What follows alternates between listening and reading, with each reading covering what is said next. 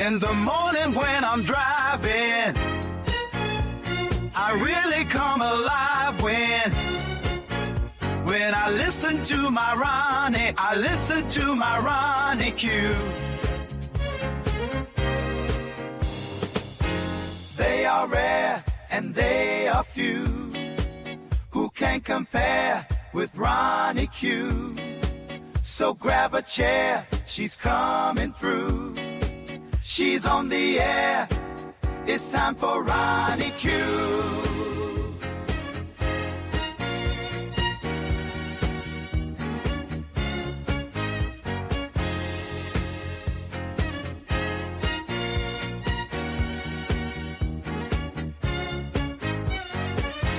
They are rare and they are few who can compare with Ronnie Q. So grab a chair, she's coming through. She's on the air, it's time for Ronnie Q. Ronnie Q. It's time for Ronnie Q. Ronnie Q.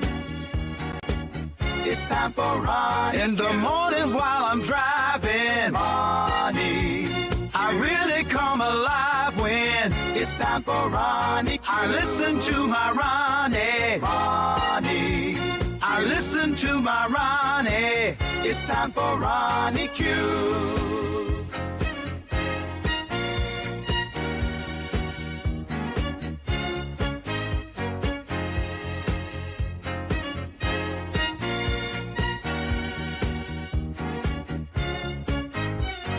Take a seat and go meet Ronnie. Sweet, sweet, sweet, sweet Ronnie.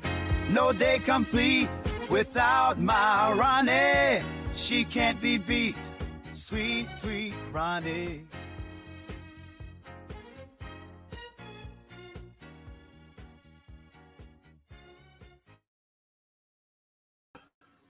Grand Rising, Grand Rising. Please hit the like on your way in.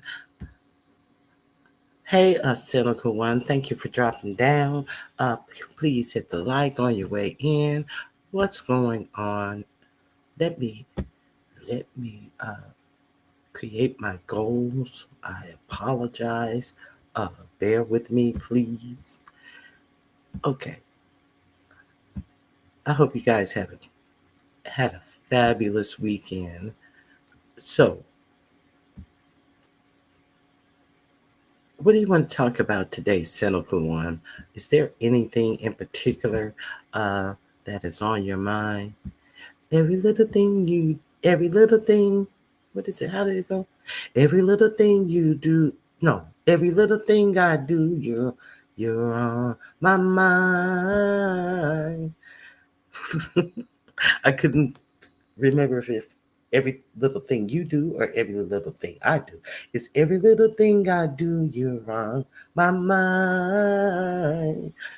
Anything in particular that you wanted to start off with today? You wanted to start off with,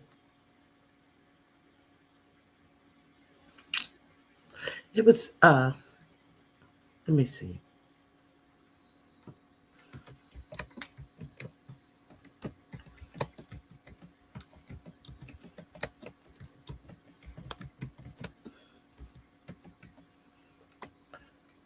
Okay.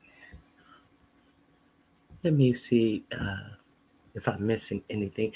Grand Rising, Bernice. Grand Rising, LG.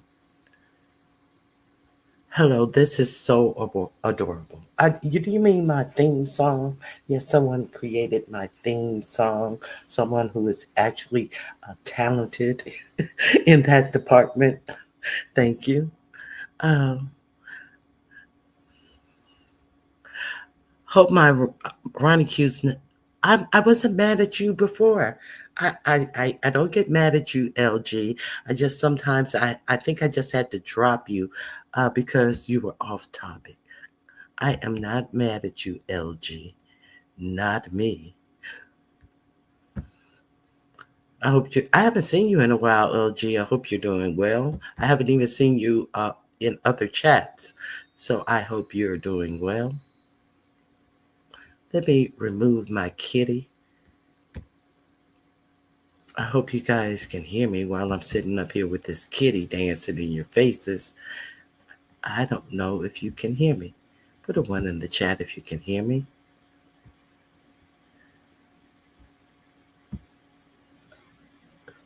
Testing, testing. Yes, okay. Please hit the like button on your way in. Hey, Miss Ray, grand rising to you as well. Thank you. You can hear me. Yeah, health. What do you mean health?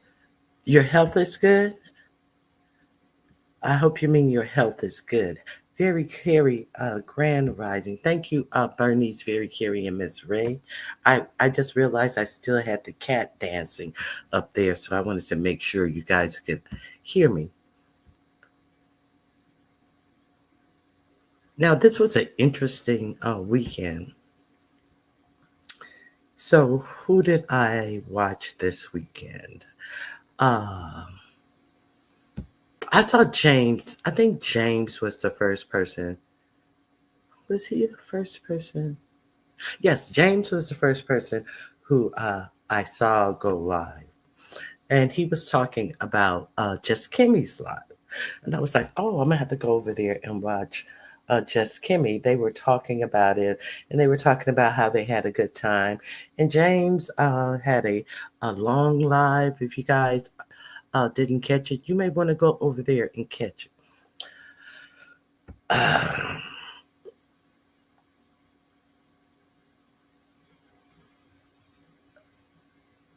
Okay, so you may want to let me drop his link in the chat for you over on Treasure Lane. Go check him out. He had a great live yesterday. If you're not familiar with him, I'll drop his link in the chat. Now, he had King Roman News came up there, and who else? King Roman News and Olivia the Oracle were up there. It seems like there was one more person. King Roman, Olivia. I'm not talking about that Virginia monster. I'm talking about humans.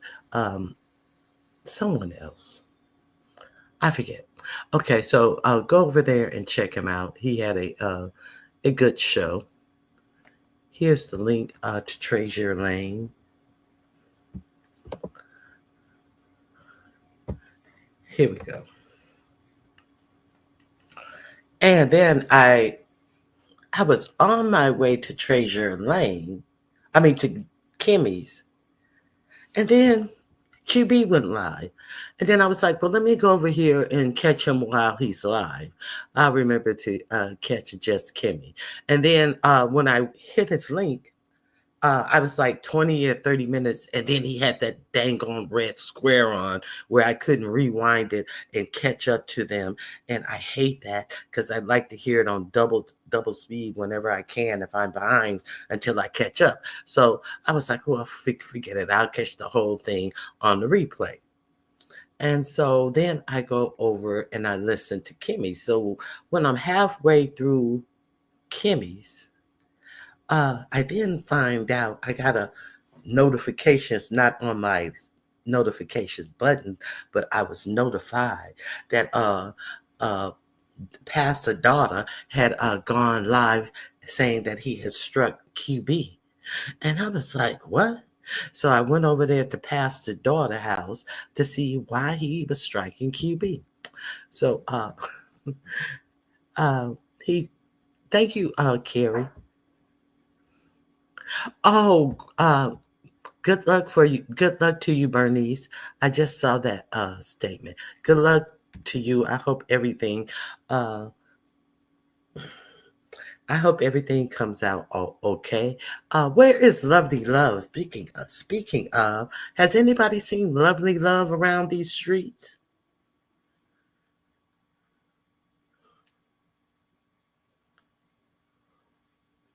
No, I was thinking about her the other day.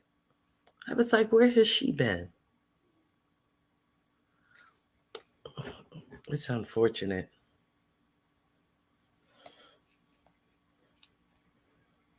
And I think it was over the weekend. Yes, it was over the weekend that Stomp Down is through with Castro Cannon and Tommy. He said somebody took a video down. That was the first thing that happened. He was like, he took the video down. Now I didn't realize if he was talking about Tommy or Castro. But I think he was talking about Tommy. Uh,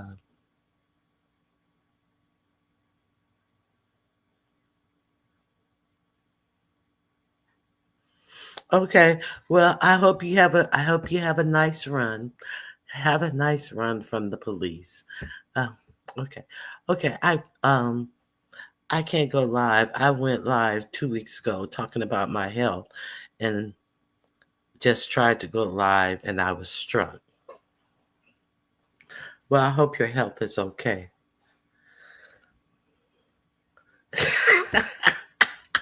Speaking of the devil, I sure am. Do tell. So, yes, I wasn't even naked or dancing on my video, and I can't go live. I've never had that problem, but I hope you find out how many days you are sat down for, and I hope it works out for you. Ain't you in California? I got your address. I'll call when I get there. Don't call, baby. Just ring the doorbell. Just ring the doorbell, and you will get an answer when you call. Okay? Play with it. Hey, just read my book. How are you? Grand Rising. Okay, so Stump Down says that he is through with Tommy and Castro Cannon, and I hated to hear that because there has been no other just he was in glee to hear him giggle and laugh when those two were on his panel. It was something to hear. Stomp Down, you were in hog heaven. Messing around with Stomp Down, Castro Cannon and Tommy. And I mean, it was like a childish giggle. He was just so in the throes of his messiness and enjoying himself immensely. Okay. I saw Lovely at University Hospital in a bed hollering real bad last week. Took several secret photos while laughing and snickering real bad under my breath. I hope that. I hope you're lying. I hope you're lying. Okay.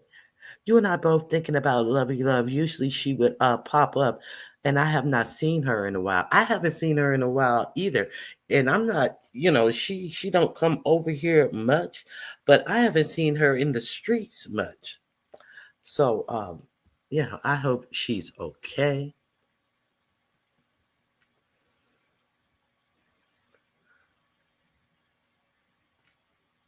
So we will not be getting any more programming from Tommy. Well, of course we're gonna get more from Tommy. I wonder, are they back together yet? Maybe that's why Down. Is that why you got through with him? Because they got back together? Back together. Dun, dun, dun, dun, dun, dun, dun, dun, dun, dun, dun, dun, dun, dun, dun, dun. Now Big Tommy and Castro are new channel members at the highest level. Well, that's good.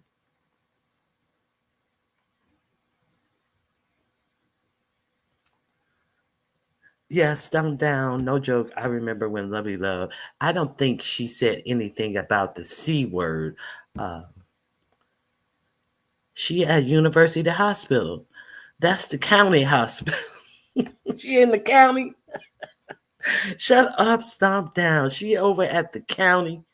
Do they have single beds, or they have wards like they used to have back in the 60s? I remember when they closed down the MLK hospital, and I remember in what was it in? Is it in Hawthorne or Gardena? I don't know. It's the suburbs of LA. And they used to call it Killer King.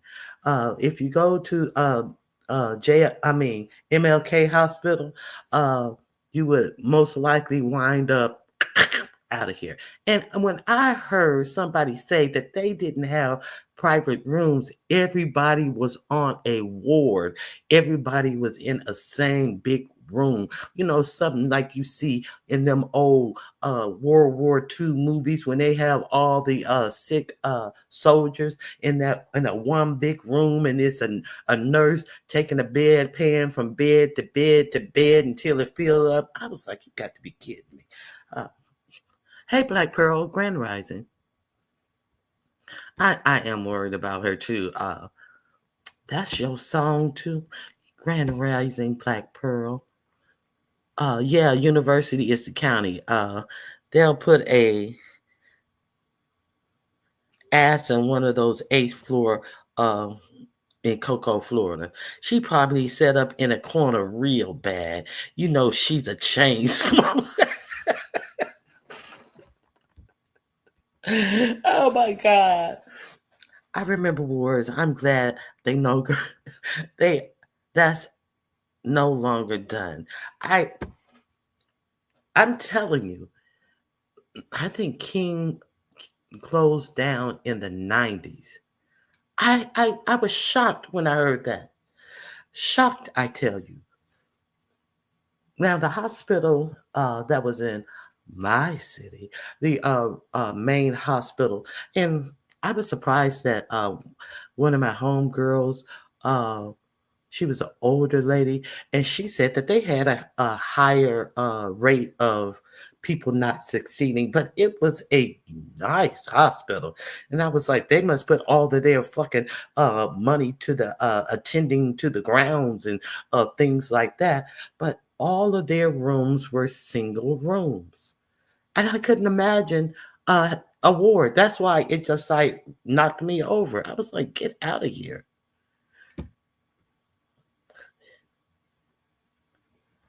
Yes, in the 90s, girl. It was the MLK hospital in it wasn't in Los Angeles.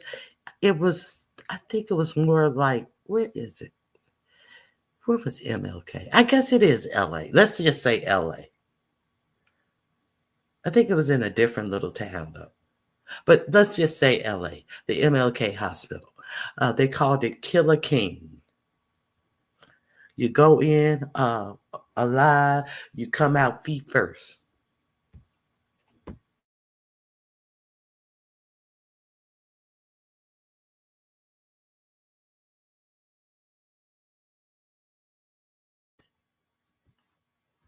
Yeah, they put you on the eighth floor and put needles in your arm and give you liquid med to slow your heart. To, to slow your heart. What? Wait a minute. To slow your heart, what they trying to take you out?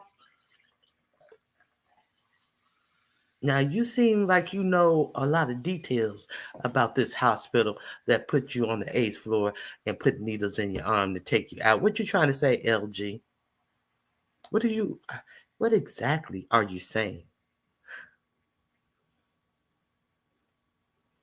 Okay, so then I went over to Kimmy's, and I found out that Jay Wilson had just struck QB. So I get over there to Jay Wilson, and he's talking, ooh, yeah, I just was wait what y'all up to. You know, I was just waiting on something. I was just waiting to make sure that the strike cleared before I came live. And he's sitting over there. He can't be playing. That was my picture. And he was, what did he say? He was infringing on my rights. And I was like, what pictures? And I had been over at QB's, and I was like, I'm gonna go back and catch them later. Now I'm not gonna be able to catch what the fuck went on over at QB's. So I type in QB, and I go to QB, and QB's live again. So QB's over there laughing. He said, I guess I just got struck. That was the name of his new live, and so he was saying that he was playing Jay Wilson's church video. And he said it was a Facebook video. And I still got Jay Wilson on talking that he can't, he was making friends of the parishioners, and that's where I drew the line. Like, Jay Wilson, you didn't draw the line because of the parishioners. You drew the line because of yourself. We already know that you drew the line because of yourself. But so he struck QB. Well, I said I wasn't going to strike anybody, but if I go through anybody else's pages and I find myself, that's an invasion of my privacy. An invasion of your privacy. Is this the same nigga who we know told a stranger to come to his house and just bring the lube? What privacy? Is this the same motherfucker that we know that was sitting up on sex apps when he was supposed to be selling that, what was that shit? Prep. And said that he was on the apps because that's how he sold the prep. But you sold it out your booty hole? Your booty hole is a dispenser of prep and turds? What? Is that the same person? I don't know. Yes, they take you and they take you out. Okay, LG, I got you. Just read my book like, oh Lord. So he struck QB, and QB was over there laughing and giggling. And I told QB, I said, QB, he said that you was invading his privacy. Oh my goodness, that shit was so funny. And QB was like, I'm invading his privacy. That's the church video. That's the church video on Facebook.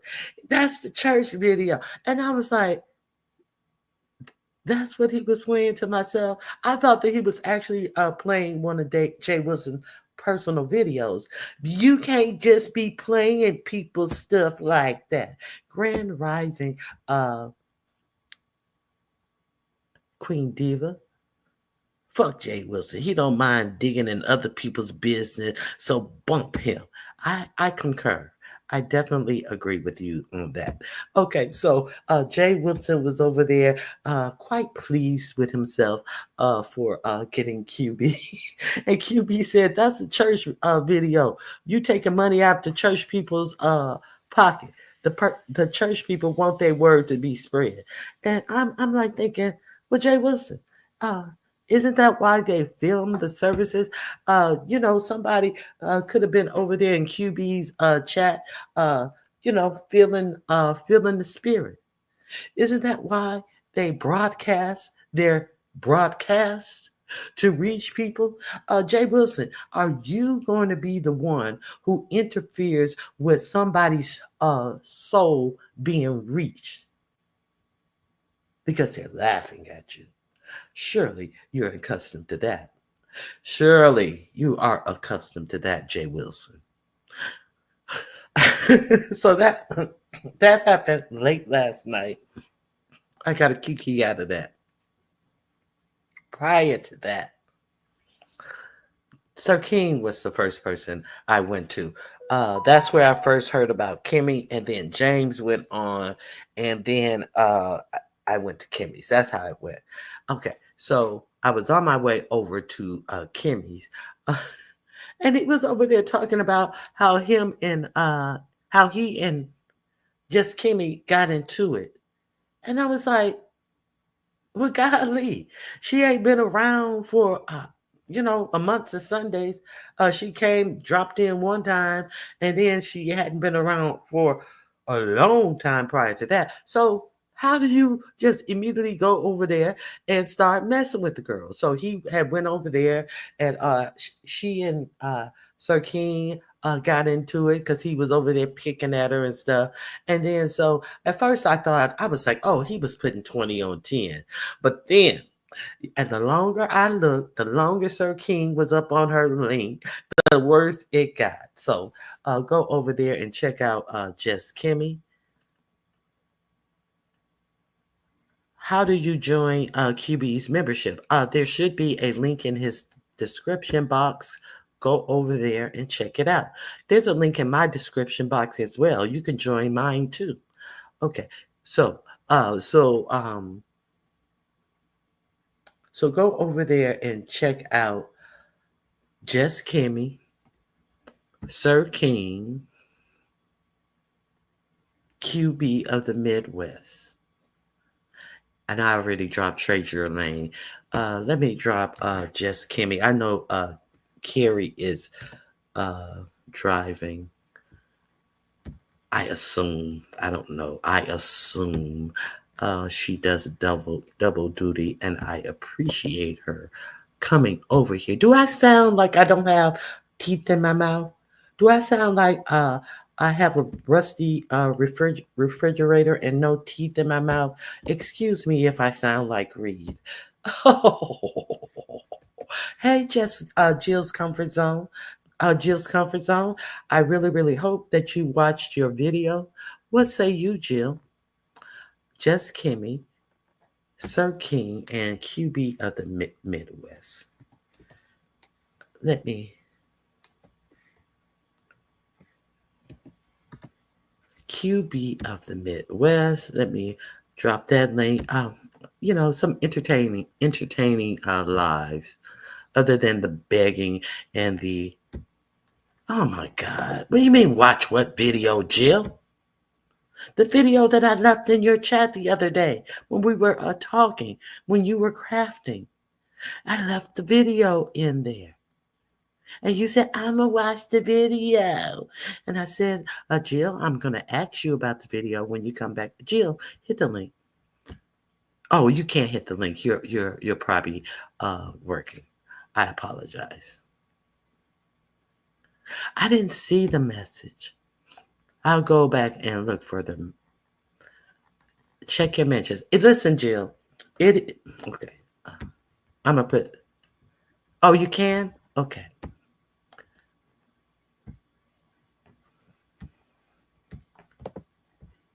Let me talk to Jill for a minute.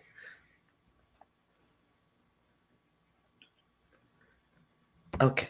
So Jill and I, we were over on her page crafting. And, she was crafting. And her and Just Read My Book, they were crafting. Just Read My Book, I hope you're going to join us as well. And Just Read My Book, no, you cannot make a whole big old park bench. Yeah, just Kimmy been having beef, sector shook, no shade. She couldn't, you see it.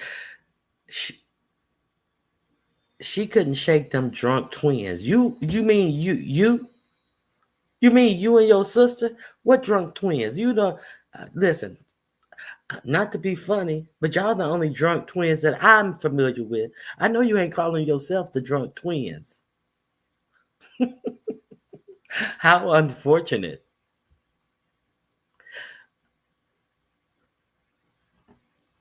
I hope you guys hit the like button on your way in. Yes, us drunk twins. Hey, Jill, what's going on? What's up, girl? Hey, girl. Hey. Hey, girl. Hey. So, what say you? Girl, I'm not doing that damn bench. Wait a minute. Let me. Girl. Let me tell you something. Let me tell you something. No, Let me tell ma'am. you, hold on, let me tell you something. Now, what if you saw how she was using the hot glue on it first, right? And screws, drilling holes in there, and You girl, pre you're trying to put us to work. All them different sizes, cut this you into. no, I'm not trying to put you don't have to cut anything. You go get it cut at where you buy the wood. The wood is 175 a piece. You Good need morning, everybody in the chat. Ronnie Q. you need 3 pieces of wood Mm, and 3 pack of stir sticks, and you have them to cut your wood in all your sizes. mm, What's difficult about that? mm. Okay, so let me tell you something. Instead of using the wood glue, you can use that CA glue. It's like super glue. It comes out like super glue. You put a drop on one piece of wood, and the other piece of wood that you're gonna stick to it, you just spray the spray on it, and you stick them together, and they locked together permanently. And then you can do your screws. How about getting some CA glue? You've seen I that glue, already haven't you? brought wood glue, that gorilla wood glue. No, no, no, no, no, no. No, no, no, no, no, no, no. That Gorilla wood glue takes a long time to cure. So it doesn't have an instant hold. When you use wood glue, you have to set it aside at least 2 to 3 hours to dry and set up. See, and see That's that's project where is a long time. Ronnie that's Q, where the girl you that saw how is. good that project does not take a long time. Mm-mm. Well, I'm gonna watch you pros do your thing and learn. Okay, what we're talking about, we're having crafting and conversation, and we're going to make this little bench in our next crafting and conversation. Uh, I have a tentative date for Friday, April 18th. Uh, if you go to my community wall, the supply list is on the community wall. It tells you how long you have to cut your pieces of wood. You need to buy 3 pieces of wood. If you go to Lowe's or Home Depot or any of your uh, box stores to get your wood, you just take your list over there and tell them, I need my wood cut like this. And bring yourself home and we going to craft. All you need is a drill, a drill bit, and a screwdriver bit. And we're going to have some fun and we're going to be crafting for the summer. It's very simple, a very simple project. And Jill's making it sound harder than what it really is. So I hope you guys join me. What we We're, don't know, LG. What I know is Ronnie Q always putting us to work, spray painting stuff. yes, you're gonna have to spray. You don't have to spray paint this. I'm not Uh, spray you painting. you can paint it with chalk paint or acrylic paint or whatever paint you choose, and you have to stain 5, 6, 9 boards, 9 little boards for the seats and the armrests. Or you can use the antique wax, or you can stain it. It's up to you. Very simple Yeah, project. it sure is. You make a box eh, and you put 2 little extenders on it. I mean, how hard could that be? Just That's read, all you have to right. do. Just read my book. Tell her. Ain't nobody building no furniture right now. She just took this to a whole new fucking level. No, that's what Jill said. That ain't what I said. We gonna somebody between pages said she already wood. Right, truth and reason. How big is that? She It's keep she it is said it was a little, listen, truth y'all. and reason. It is 21 inches high and it's about 24 inches wide. It's a miniature. It's a miniature. I'll show you another picture. Oh God. Something that you can sit your plants on your porch, on your patio, wherever. It's just a little something. Choose for Uh, reason's sake. you can Well, use it on, you can sit your plants on the arms, on the body. You can hang something off. I think excuse I'm a me. stencil. I'm gonna put a little stencil on my little sticks. So you can be creative as you Yes. want. You can you can distress it or whatever. We're gonna have fun. No, it is fun. I mean, I think that's fun. I Yeah, just know my limits, child. girl, I ain't girl. ready, Ronnie Now Q. listen, I'm gonna watch. that CA glue, it's kind of like crazy glue, because it's CA glue. yes, it's called CA glue. If you go on Amazon, you'll see them do demos on it. If you go to the CA glue or super glue with aerosol setting. You Okay. drop the glue on one piece of wood and you spray the aerosol on the other piece of wood that you're going to stick it to. And then you stick it like how you're going to, and it's like instant bond. You hold it for like 5 or 10 seconds, and it's like a instant crazy glue type of bond for wood, plastics. You can use it on a lot of things. But that's a Um, pretty bench. I'm not gonna lie. It's really, really and cute. I just don't want you to miss out because it is very simple to I'm make. not gonna miss out. I got a video and then I got you guys as a guide. So I'm gonna be watching and I'll do it eventually. I got my But y'all screenshot. don't even I understand got your crocheting and all this and doing it what? yourself. Like I crochet, right? I be What? mad at my business. That's LG. She came My up bad. mid sentence. Go ahead. My Oh, oh. apologies. My apologies. My apologies. Hold on, I was LG. no, I I was saying I crochet. have my You know, it's two difference. You can crochet up on it or up on it. You crochet. It's crochet and knitting. I crochet. Okay. I sit on my porch. I just be minding my business. And sometimes you be in your own world when you crocheting. And knitting too. Knitting is a real expensive. I just crochet. I just crochet as well. Now, this is woodwork we're Okay. talking about. Did you see Thank the you, bench? Lord. Thank you, Did you Lord. see the bench? Did you see the bench? What? I don't want you messing around with no drill, LG, Girl, I because keep you. shots because I just moved to my mother-in-law house, and you oh know the bitch. It be people that be hating. I was on All this right, live. wait. LG, not today, not today, Okay, okay, LG. I'm gonna I'm be gonna put quiet you because I be down. wanting to tell the truth. I'm gonna put you down, LG. No, no, I'm gonna be quiet. No. But Okay, let's now talk go about ahead and finish, crocheting Jill. and underneath it. No, we're talking about woodworking. Oh We hell do yeah! See, projects. I know how to polish that shit too. We go to the Home Depot, all the get the Mexicans. Okay. I told LG I'm gonna put her in the back. What the Ain't hell no. is going on? I heard that there are no Mexicans at Home Depot Oh my god. anymore. Y'all are crazy. LG, I had to put you down for a second. Uh, just So read I my was book. saying Don't get us I'ma in trouble. learn. I got my screenshot of my list. I did take a screenshot of the list of things, It's you in the. know. It's also in the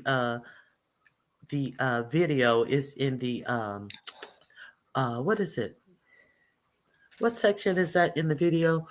Um, you know where they have this information in the video, where I have Yes, the yes, they information do. in my And I video. was just thinking and I was like, okay. So I did watch it, but I took the screenshot before I went and watched the video. I told you I was gonna watch it. I did watch the video. I was like, that's a lot to be doing on the Girl, show. girl, On that's did you and see look at how all. long we were? That No, was that's how long you were. That's how long you were. I Uh, know. yeah, it's. I mean, Child. you.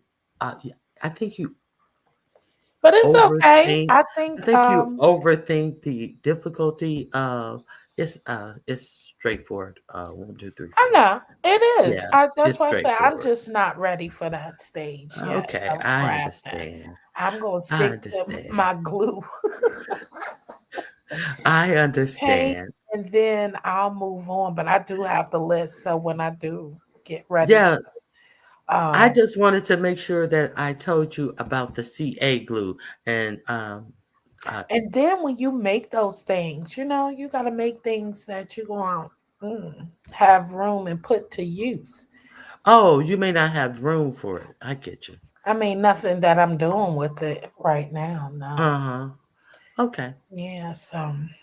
Yeah, you girl, I hear that. Where you gonna put this? Where you gonna put that? Where you gonna put this? I'm like, Don't worry child, about it. what am I I, doing with that? I, I'm I, like, I do the decorations. you just sit down. I figure out where shit go. You just sit down. I very have you a curious. seat. Very curious. Got her eyes in the chat. That was crazy. But, What? you know, What? hey, Rudy. Uh-oh, What's there go crazy? Rudy. Don't get mad at Rudy. Rudy like to Who is count and Rudy? tell you what time it is and stuff. Who is Rudy? Rudy, go get ready for school. Oh, Rudy's a friend. I met her at another crafter. I met Rudy, her or him, at a crafter's channel. And, Oh, Rudy, you you gonna know, join us? and Are Rudy they in the just come chat? in and tell us what time They it in my is, chat? Central Time. Yeah, they came over. Oh, okay.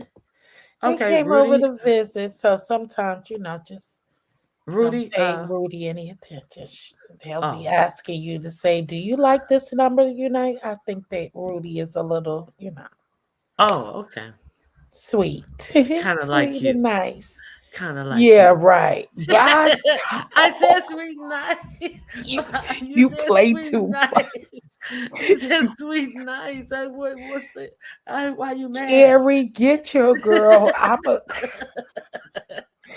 Hey, You see, Rudy. you know, Gary, Uh, Gary, your girl trying to play me. well, Jill, I just That's wanted to good. give What you we that talking about CA today? glue. We're talking about the same thing we always talk about. We're I talking know. about, listen, we're talking about how they have disappeared a professor in Indiana. And it's very scary when your government is constantly disappearing people. And now they say that they have over 300 people who had visas that they have taken their visas. It would be one thing if you let them know that you've taken their visas so they can get out of the country. But they say they have the right to throw people out of the country if they don't have their visas. But if you don't tell them, they can't protect themselves and get the hell out. So I think that is a slippery slope that we're on, and I don't like people being disappeared.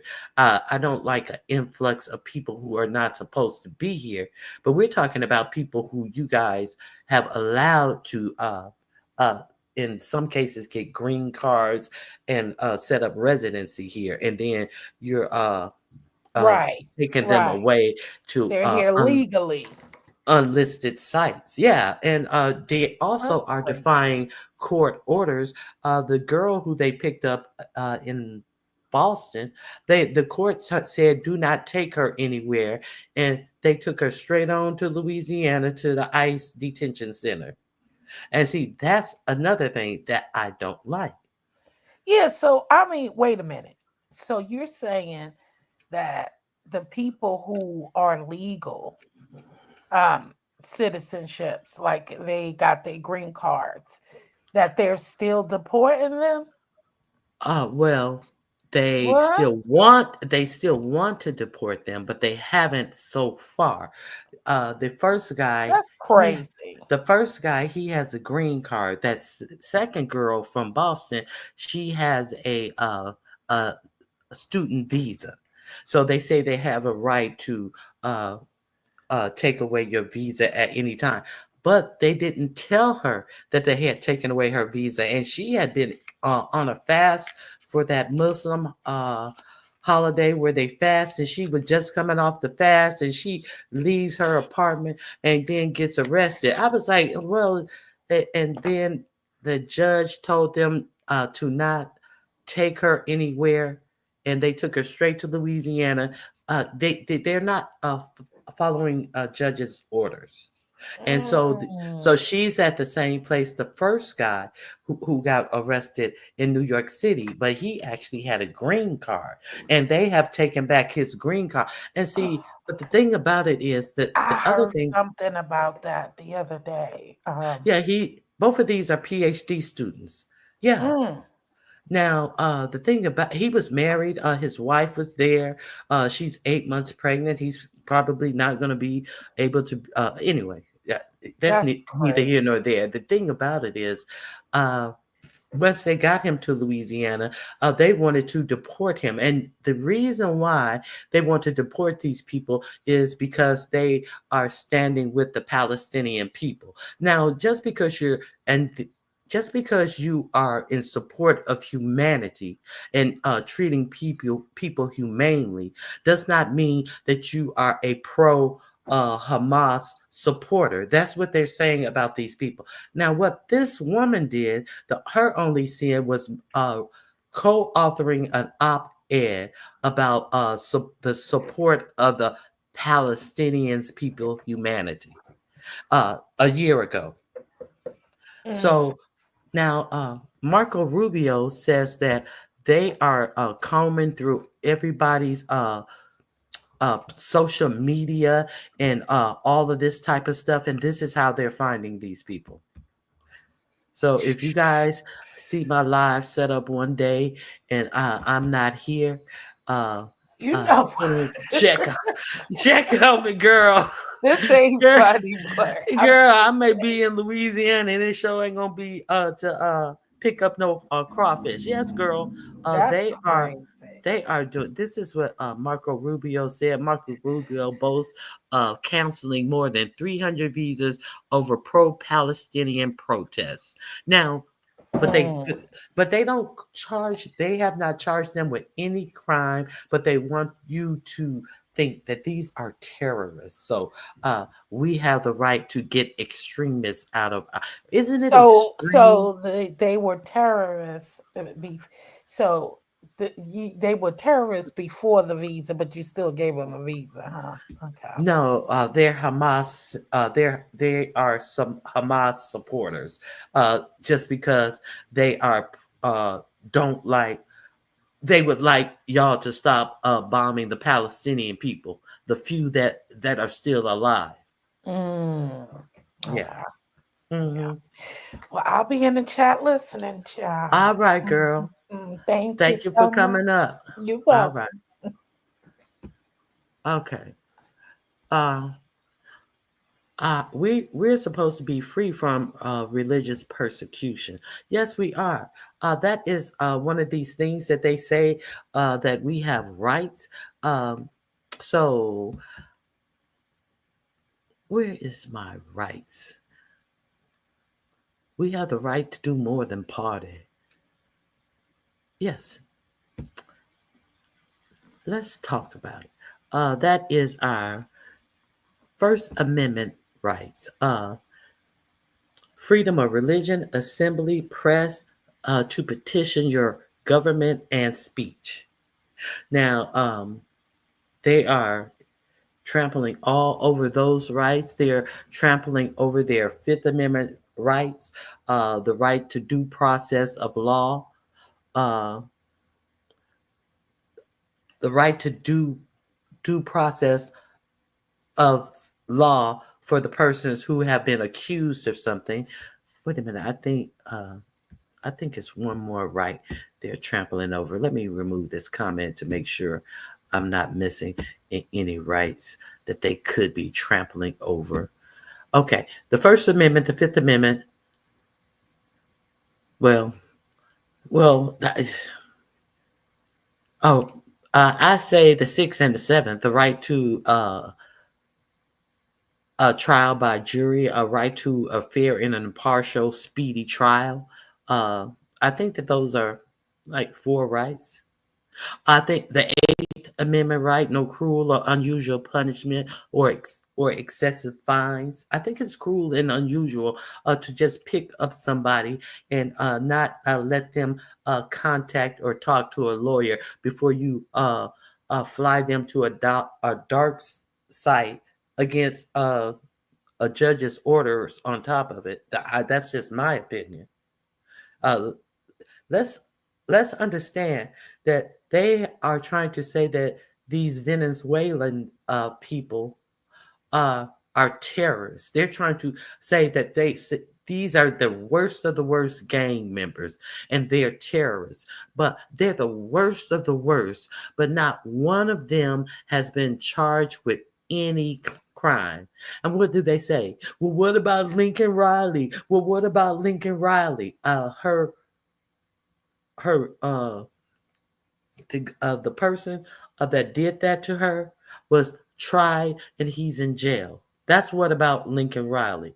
So why do you bring up Lincoln Riley about these 200 and plus people that you have put in prison without any saying that they committed any crime other than the misdemeanor? I think it's a misdemeanor. Is it a federal? I don't know.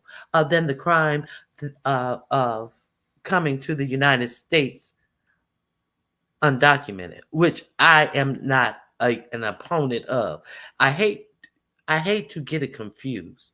I'm not an opponent of this, but I am definitely not an opponent of just picking people up, not knowing, and just calling them terrorists, talking about you invoking the aliens. Is it the Enemy Aliens Act on them, a war crime, a war law that is from the 1798, just to try to cover up what you're doing that is unconstitutional. Even after a judge tell you to turn the plane around, you don't do it. And then to go and what that Susie, what's her name? Gnome, that gnome chick did, going down to that prison and taking a picture in front of all of those prisoners. That's against the law.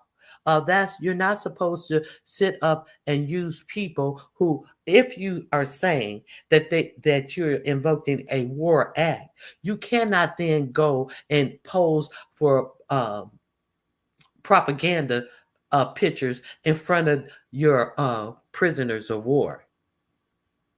And so nothing is being taken serious right now. Nothing is being, and I just really hate the fact that it just appears to me like we only have one person in office and whoever is on his administration. It appears to me like these are our only elected officials, because up until now, there are the rest of the senators and congressmen. They have been feckless. I mean, there's no laws passing through the traditional chains, which they know they're supposed to. You don't rule the United States via executive order. I mean, it's like all these allegedly educated people can't find out a way around these laws. Now, I am happy to report that fortunately, some of these law firms that 45, 47 have made executive orders against, that he doesn't like a particular lawyer that worked for their firm, so he withheld their ability to go into in the whole firm's ability to go into any federal building, because he has a beef about a lawyer who may have been on a team of people who were paid to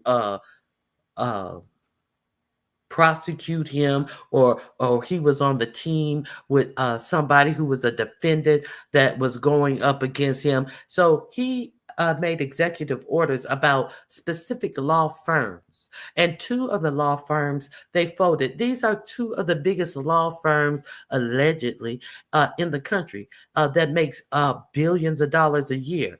And instead of doing what they do for a living and going to court on them, two of them folded. One of them allegedly gave them $50 million worth of pro bono work. And the second one gave them $100 million worth of pro bono work. So, why is that important? That's important because people who he goes after are limited with the ability to hire certain attorneys who could possibly win these cases. They're not even fighting for themselves, though, so I may not want them fighting for me. However, at this point, there are three more law firms that have decided to fight against him, and they have cases in the court, and the judge has put an injunction on 45 and 47 for going after them. So there are some attorneys and some law firms that are fighting this. Can you imagine? And this is the same. You already knew that he was going to weaponize the Department of Justice, but it's also it ain't strange. It would be okay. We had an idiot telling 2 hours in advance what strikes were going to be done over in Yemen. And then they tried to act as if, and they're doing this on apps that you cannot request a FOIA request on. So they're giving all of this information, and they are so dumb. Up to the vice president, the secretary of defense, the CIA person, all of these people, the Homeland, no, Mr. Homeland Security person, CIA, the Department of Justice, all of these, even his what's that Waltz person? She's his chief of staff.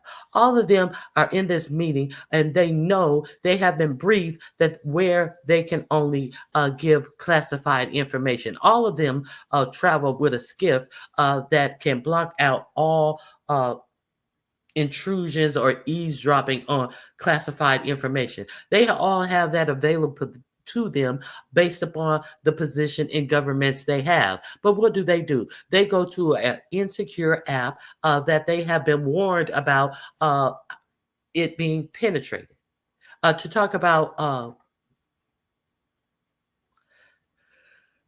confidential information. Now they're trying to tell you that it was not classified information, but if it was not classified information, then it should be, because anytime that you're giving out information about what a fighter plane is about to do prior to them doing it, you're putting their lives in order. So that just tells you that none of these people, in my opinion, gives a damn about the lives of these people that they're sending on these missions. One of the guys was actually in Russia, and they tell them, do not use your personal phone calls in Russia. And what did he sign on to that Signal app with? His personal cell phone. Now, okay.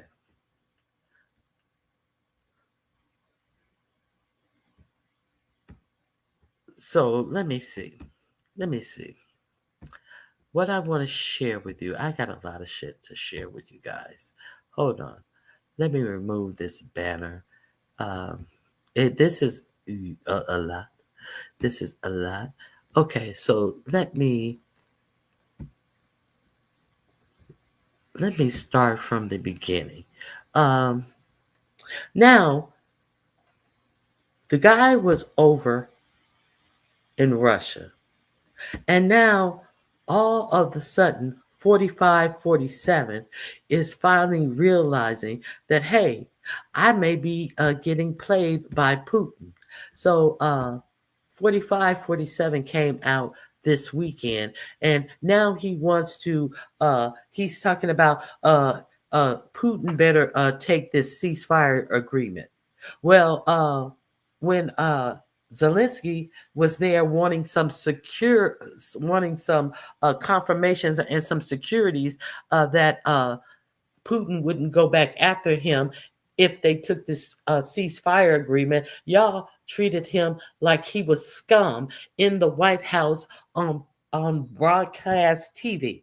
But now that Putin drug his feet, and even Zelensky has agreed to another ceasefire and has said that he will give the United States the minerals. Why is the United States even asking for his minerals when he had to rebuild his whole country? Why should we be the one who's getting his minerals? That has not been explained at all. That's just been like a given.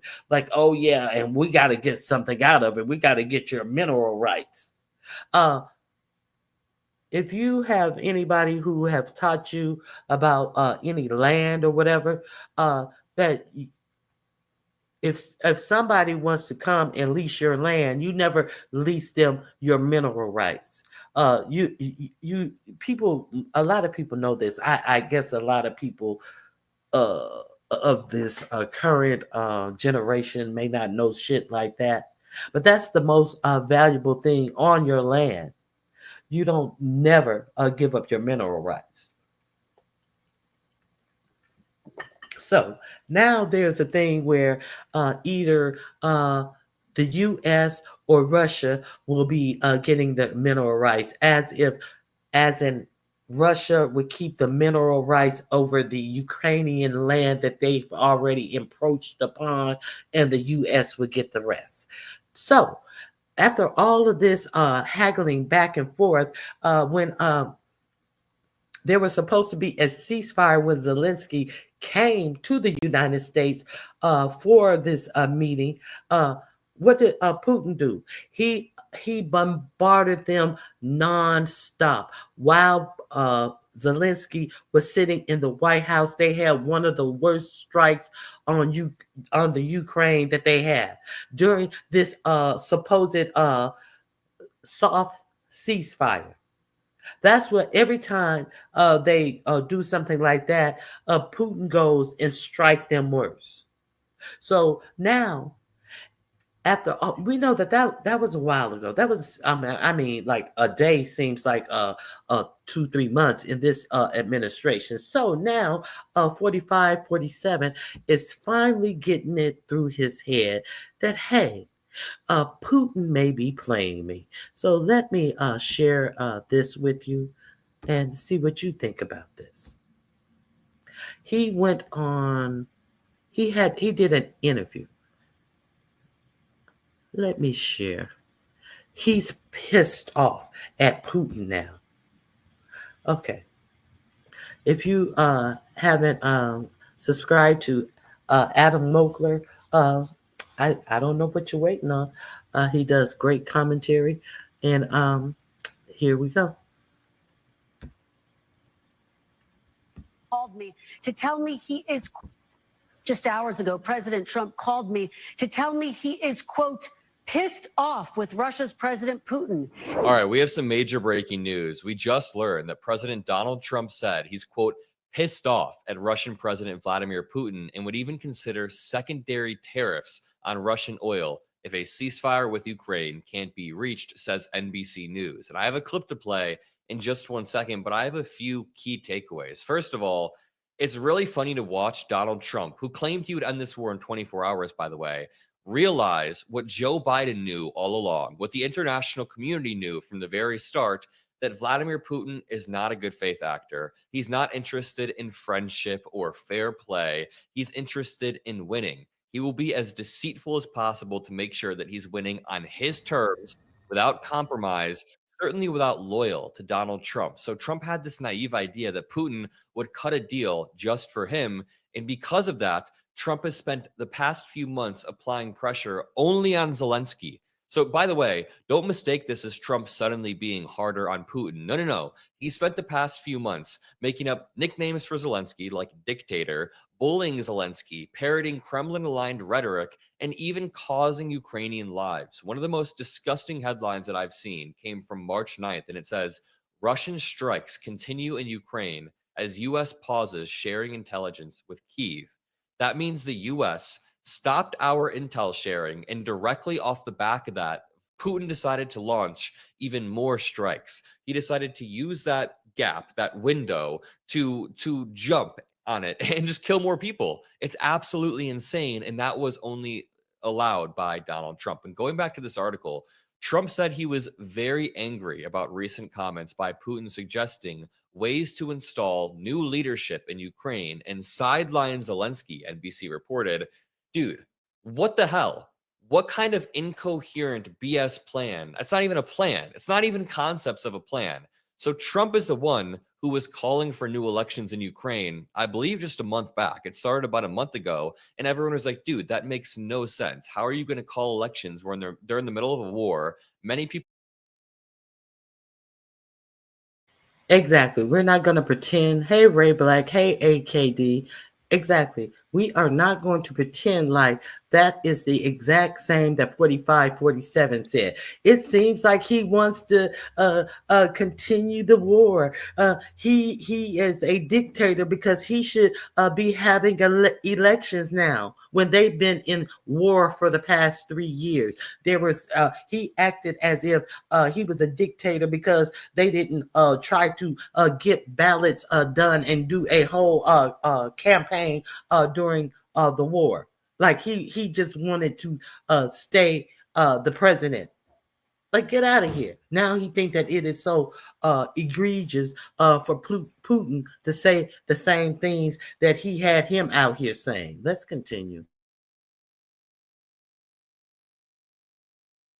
People have fled the country. Many people are at the front of the battle lines. Putin will try to put his thumb on the scale. It's just not possible. And now that Putin calls Trump and says, hey, we need to have those new elections, Trump is reportedly very angry. And I'm going to inject my read on the situation really quickly. I mean, I've injected a few opinions thus far, but I think that Trump truly is beginning to realize how much ground he gave Putin. So what I'm picturing this phone call going like is Putin calls Trump. Putin is really beginning to get the idea that Trump is on his side, that he can push for more and more and more. But one thing Trump doesn't want to see himself as is a sucker. So I'm assuming on this call, Putin goes, hey, we need to start getting this election going.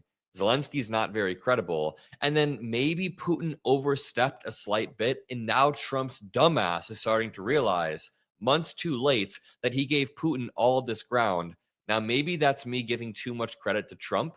But how else are you going to explain Trump being pissed off about an idea that he floated a month ago unless Trump is beginning to realize that Putin is actually taking advantage of him? Quote, I was pissed off about it, but if a deal isn't made, and I think it was Russia's fault, I'm going to put secondary sanctions on Russia. Spoiler alert, dude. All of the deals that have fallen through because of Russia. They're the ones launching. Okay, so hey, Ray Black, did I speak AKD Candy Cane? If I didn't speak, thank you. Rudy Fern would, hey, detach myself. Now, I just want to make sure I spoke to everyone. Now, this thing about putting more sanctions on Russia. I talked about Russia being part of the BRICS. The sanctions that are put on Russia right now have not been working. And if I'm not mistaken, he said that he was going to put a tougher sanctions on Russia if they trade their oil with the Chinese. Well, the Chinese is the one who has been buying their oil all this time since they have been under sanctions for invading the Ukraine anyway. So you're not going to be able to stop their trade because they trade amongst each other.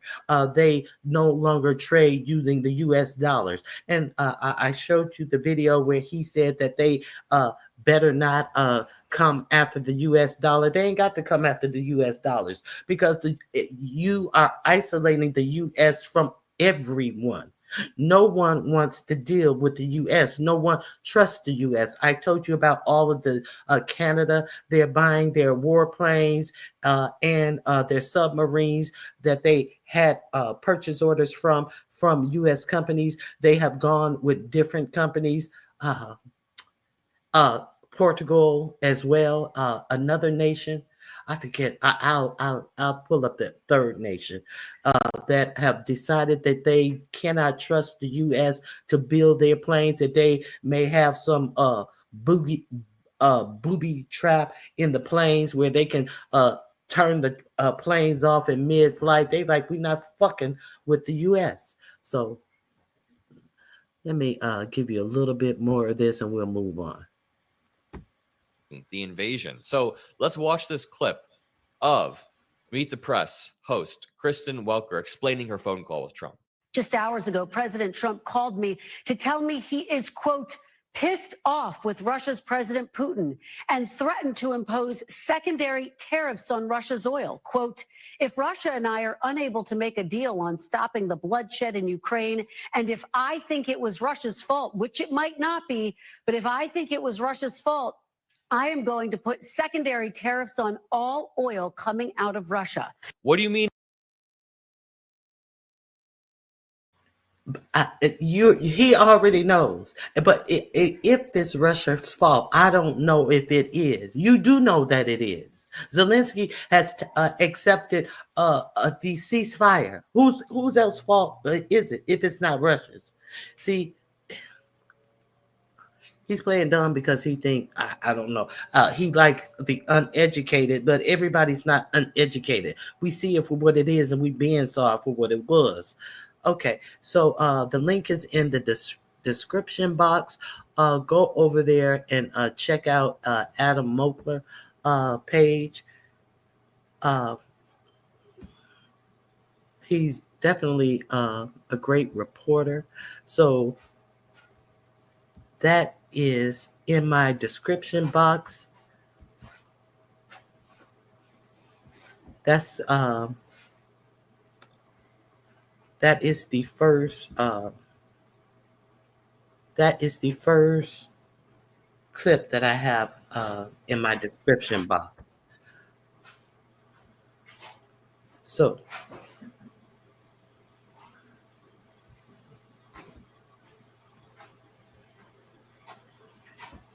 okay, let's move forward. That was under Putin played Trump. Now we're going to bribe the vote. So I talked to you guys yesterday about how Elon Musk is in Wisconsin trying to put his finger on the election for their Supreme Court. They are voting now. The election technically is Tuesday. It will be over Tuesday. They have record turnouts at this election. So I want to give you a little bit more information about what's going on in this election. I don't know if I told you. I don't know if I told you guys. Hold on. I don't know if I told you guys that Elon Musk has said that he will give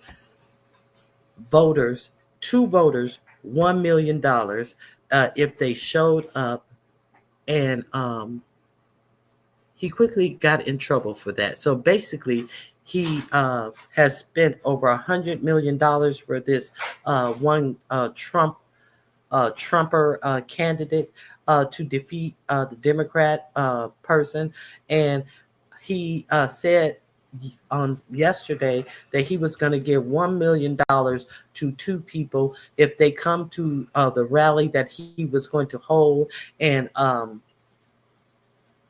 show that they voted. So that didn't work well for him because that's against the law.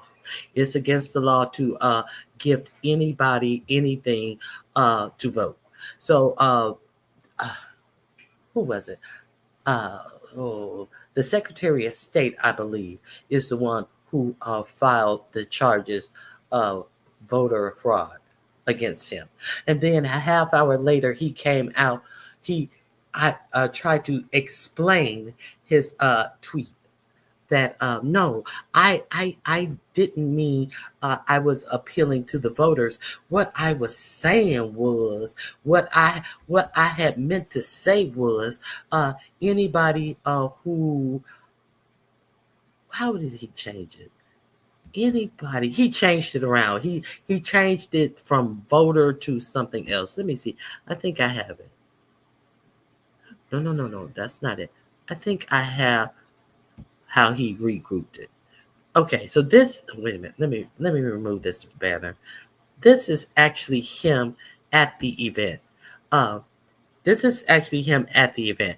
He signed up to be a block captain in support of Super Judge Brad Schimmel. So he said that he wanted people to sign a petition. And this is the petition. He actually had a copy of the petition stuck behind him on the screen because he wanted to be sure that everybody be like, oh no, I'm not saying I'll give it to you just because you're voted. So, but it was too late. He had already tweeted it out. It had already been captured. That's not it. I think I have a screenshot of his original tweet about the situation. And if I don't have it, I got video of it. Why am I trying to find it? No, that's not it. Okay, I think I have video of it, but I just want to you to hear some information from the Lincoln Project that did a couple of ads about said judge. Here we go.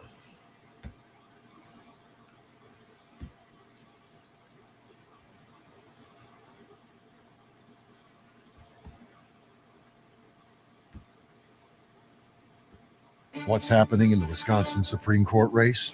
Elon Musk is trying to buy it. Yeah, the same guy running the freak show in Washington. The same guy hurting American farmers. The same guy who wants to end your Social Security. The guy who's in business with the Chinese Communist Party. The government's one big pyramid scheme, if you ask me. Yeah, well, you can tell me better than anybody. Social Security is the biggest Ponzi scheme of all time.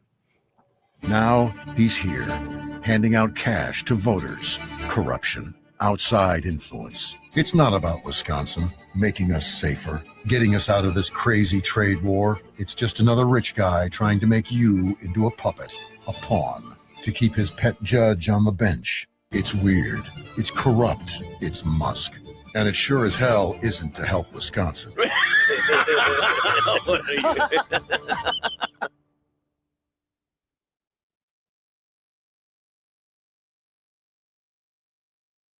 That's the first little bit of information. They are playing this, and they are getting voters to get off of their butts and go vote in Wisconsin. And this is just really like a test case because I told you about the races that they have in Florida. They have 2 seats in Florida that the first seat, the person who's in the seat won it by 30 points, and now the Democrat, as of Friday, the Democrat was close. As of yesterday, allegedly the Democrat has beat him. He's up by 3 points. So Elon Musk is trying to allegedly is trying to influence elections all over the place because these seats are open because some of these people have been chosen to be in Trump's cabinet. And there was a seat that was filled that had not had a Democrat in the seat since the 1800s, since 1880 something. That a Democrat has won. Has been Republican since the 1800s. So now they're getting scared. there was a New York City senator. Let's call her Picasso because her face looks like Picasso, and she was supposed to be the UN ambassador, and at the last minute, Trump pulled her nomination because he's afraid to leave that seat open because he's afraid it's a new seat in New York. He's afraid that the Democrats would win that seat and Trump trample more on their thin majority. So it's already that bad as far as the people finally getting out and actually voting for the candidate who is most likely to be of some advantage to them, as opposed to voting for somebody who you thought that was just gonna hurt somebody else. Okay, so they fucked around and found out. Basically, is what I'm saying. So yeah, they got to do the heavy lifting since they sat on their asses and let this happen, in my opinion. Now let's check this out. Okay, let's get beyond him. Okay. Let's see what's at stake.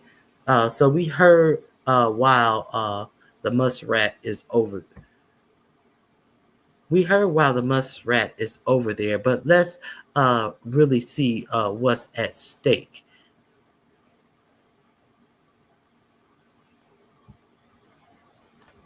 Here we go.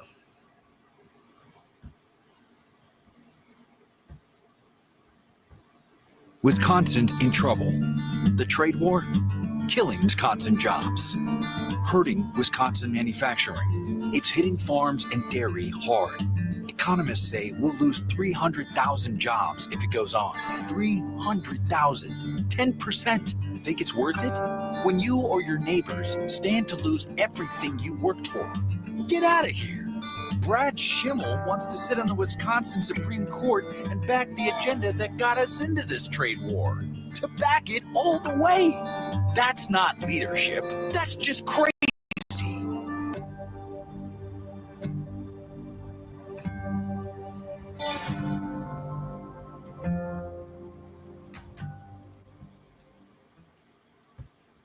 Okay, so a very bumpy landing is. Hold on 1 second. Let me see what you guys are saying. Hey, Lady Tonya, Grand Rising. Rachel, Grand Rising to you. I love the Lincoln Project as well. Half of the country won't do anything about it. That's unfortunate. You are right. Yeah. And Lord knows we see. I hope that these districts that are open in Florida are not in the Miami area, so we know from the lack of quality of these Miami people that we still may be in the same situation. But it seems like they are giving them a run for their money in Florida. Okay. Exactly. I was just saying, it just seems like we have no other elected officials at this time, because he is the only one doing anything, and everything he's doing is via executive order. And I got it lined up. Here, I told you about the tweets that he put out, and then a half hour later, he had to revise his tweet. So let's check out the actual tweets that he put out that got him in trouble, trying to rig the election, telling people he will pay 2 people $1 million if they have already voted. Remember, the election is over on Tuesday. Early voting is going on now. They have record numbers of early voters. Elon Musk just quietly deleted a tweet only hours after he sent it out because he learned that it was very likely illegal and violated Wisconsin law. And I love seeing the guardrails work.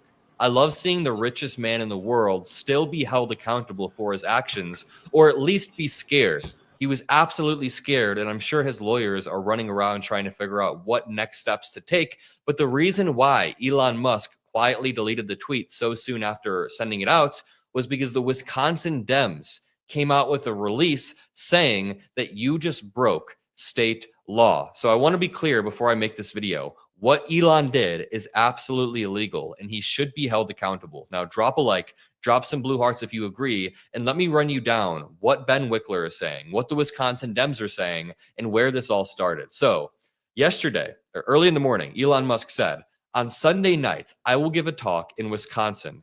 Entrance is limited to those who have voted in the Supreme Court election. I will also personally hand over 2 checks for $1 million each in appreciation for you taking the time to vote. This is super important. And Republicans against... Okay, so that was the original tweet. He is actually talking about voters, and voters cannot be awarded anything for their vote. So that's why it was a big problem.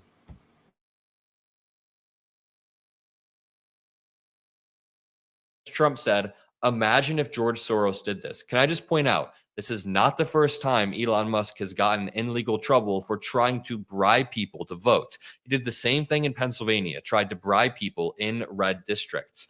Then Republicans against Trump comes out and says, update, Musk deleted this tweet probably on his lawyer's advice because the Wisconsin Dems came out and said, dude, under Wisconsin Statute 1211, it is a felony to offer anything of value, whether it's a gift or whether it's money or just a secret promise. It's illegal to offer anything in exchange for someone going to the polls or voting in an election. Even if you're trying to get them to go to the polls, that is illegal. So there's a law in Wisconsin that was written specifically to prohibit offering money to votes. And Elon Musk is very, very clearly trying to do that. I mean, that's what he's saying absolutely here. So now this reads, at 10:50 a.m., Wisconsin Dems issued a press release saying Elon Musk committed a blatant felony in his posts and his plans to hand over 2 checks for $1 million each in Wisconsin on Sunday. Just over a half hour later, reports show that Musk deleted the tweets. He literally deleted the tweets a half an hour later. And let's skim through this press release and then watch Ben Wickler responding. The Democratic Party of Wisconsin condemns Elon Musk's blatantly illegal vote buying scheme to save Brad Schimmel so that Elon Musk could influence the Supreme Court, by the way. State courts are getting increasingly more important as the federal branch of the government kind of clashes with the states. And now these judges will be deciding things like voting rights in Wisconsin, abortion laws in Wisconsin, much more. So last night in a late night post on X or early morning post, Elon Musk, who has already spent over $20 million trying to drag corrupt Brad Schimmel across the finish line, he announced an illegal vote buying scheme offering financial incentives, in this case, millions of dollars for voting, directly violating Wisconsin state law. And they point to the same law that I was just describing. 1211, election bribery. You can't offer anything of value like money, any object which has utility, blah, blah, blah, to get a person to go and vote, or get a person to go to the polls, or refrain from voting against a particular referendum. So they fleshed out this law, and Elon Musk lawyers, I guess, did not catch it. It then says, as nonpartisan election law, Rick Hasen wrote this morning, Musk's activities appear to violate the plain meaning of the statute. He's offering a chance to win $1 million, which is a thing of value offered to people who voted. Check out what Ben Wickler said on the Midas Touch podcast just a little bit ago. Ben, we just learned that Elon Musk deleted the tweet where he talked about paying people $1 million to show up at a town hall. I mean, was that a crime that we saw? What's going on in Wisconsin right now? Elon Musk deleted that tweet because he knows that tweet was a crime, and it's still a crime. In Wisconsin law, it is plain as day. You cannot promise something of value in order to induce someone to vote or refrain from voting. This is Wisconsin statute, and it's a felony to cross that line. Elon Musk has committed blatantly, obviously, an illegal act to help Brad Schimmel buy his seat on the Wisconsin State Supreme Court. And Elon Musk should be brought to justice for that crime. He should be brought to justice. And again, drop a like if you want to see any sort of accountability for the richest man in the world using his wealth.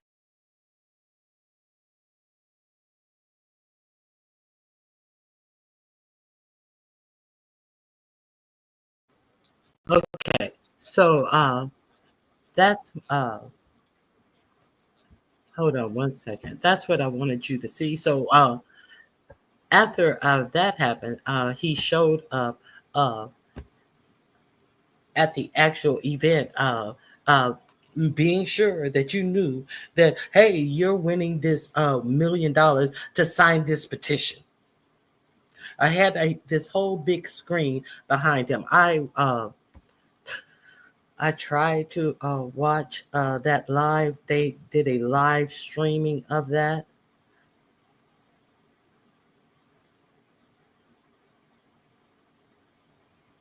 Yes, it was founded by GOP operatives that understood exactly that even if they were GOP operatives, they actually see where 4547 is going against all of the laws, against the Constitution, and in ignoring judges, just because they were for the GOP. As long as they work within the law, they are not. You don't understand that they saw 4547 call for insurrection on January 6th. Yeah, and that's when they came out against him. Yes, they still call themselves Republicans, but can't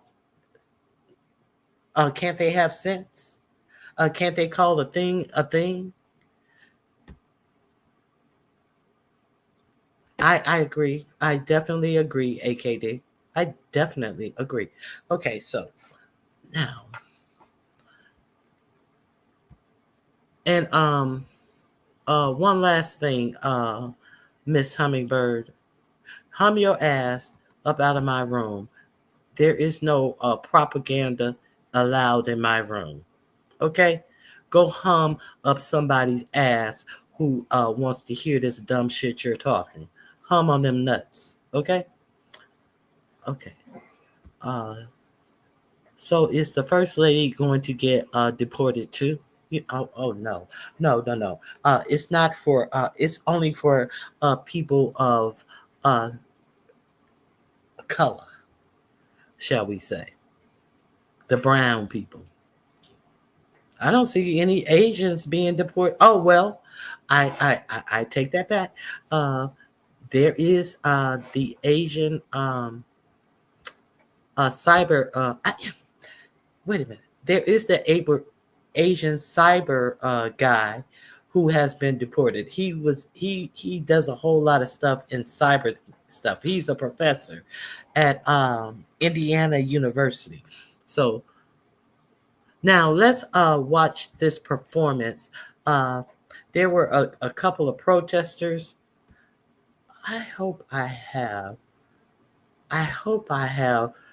how many protesters were waiting for him outside. Let me see. I think this is it. There was a lot of protesters outside and a couple inside as well. Let me see. I don't think he has the protesters outside. I'll let you hear him stumble over a couple of the questions. Here we go. Said during this entire town hall. My question is about USAID. Has the Doge team found any evidence that any of the radical left Democrats like Maxine Waters, Adam Schiff, Chuck Schumer have received money directly from USAID, and if so? So he wants to know if Adam Schiff, Maxine Waters has directly received money from USAID. A whole nut bag of a question. But listen to this answer. So he's going to allude to, they may have. How did they become millionaires? How did you become a millionaire? How did your daddy become a millionaire? What about them ruby mines that your daddy alleged was mining, that allegedly he could not prove that were his, and allegedly he was supposed to come up with a receipt because he bought them from some man, and he had the receipt for these ruby mines that enriched your father. So let's hear the answer. Will we be hearing about that evidence anytime soon? Yeah. So Time is a curious thing. Sometimes I feel like it was yesterday.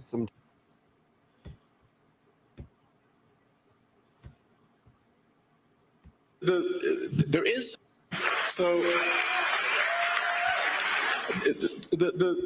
there is a massive amount of corruption, but it is circuitous. So what happens is there's money that obviously it's your taxpayer money that is then sent to various government organizations who then send it to NGOs, which an NGO is a non-governmental organization, but obviously if it's a government-funded non-governmental organization, it's just an organization, it's just a government. And effectively, there's a giant fraud loophole, which is that the government can send money to an NGO that is then no longer governed by the laws of the United States. So they'll send the money overseas to one NGO, then they'll go through a bunch of them, and then I'm highly confident that a bunch of that money then comes back to the United States and lands in the pockets of the people you just mentioned. But it is a circuitous route. It's not like it doesn't go directly, but let's just say that there's a lot of strangely wealthy members of Congress where I'm trying to connect the dots of how did they become rich? Well, how'd they get 20 million if they're earning 200,000 a year? Nobody can explain that. So something's, yeah, we're going to try to figure it out and certainly stop it from happening. I don't think I have ever seen more irony, just brutal irony, than Elon Musk trying to accuse Adam Schiff or Maxine Waters or any Democrat of getting rich. I don't think I've seen any more irony either. Elon Musk is the biggest welfare queen. Where do you think Elon Musk is getting all of his money from?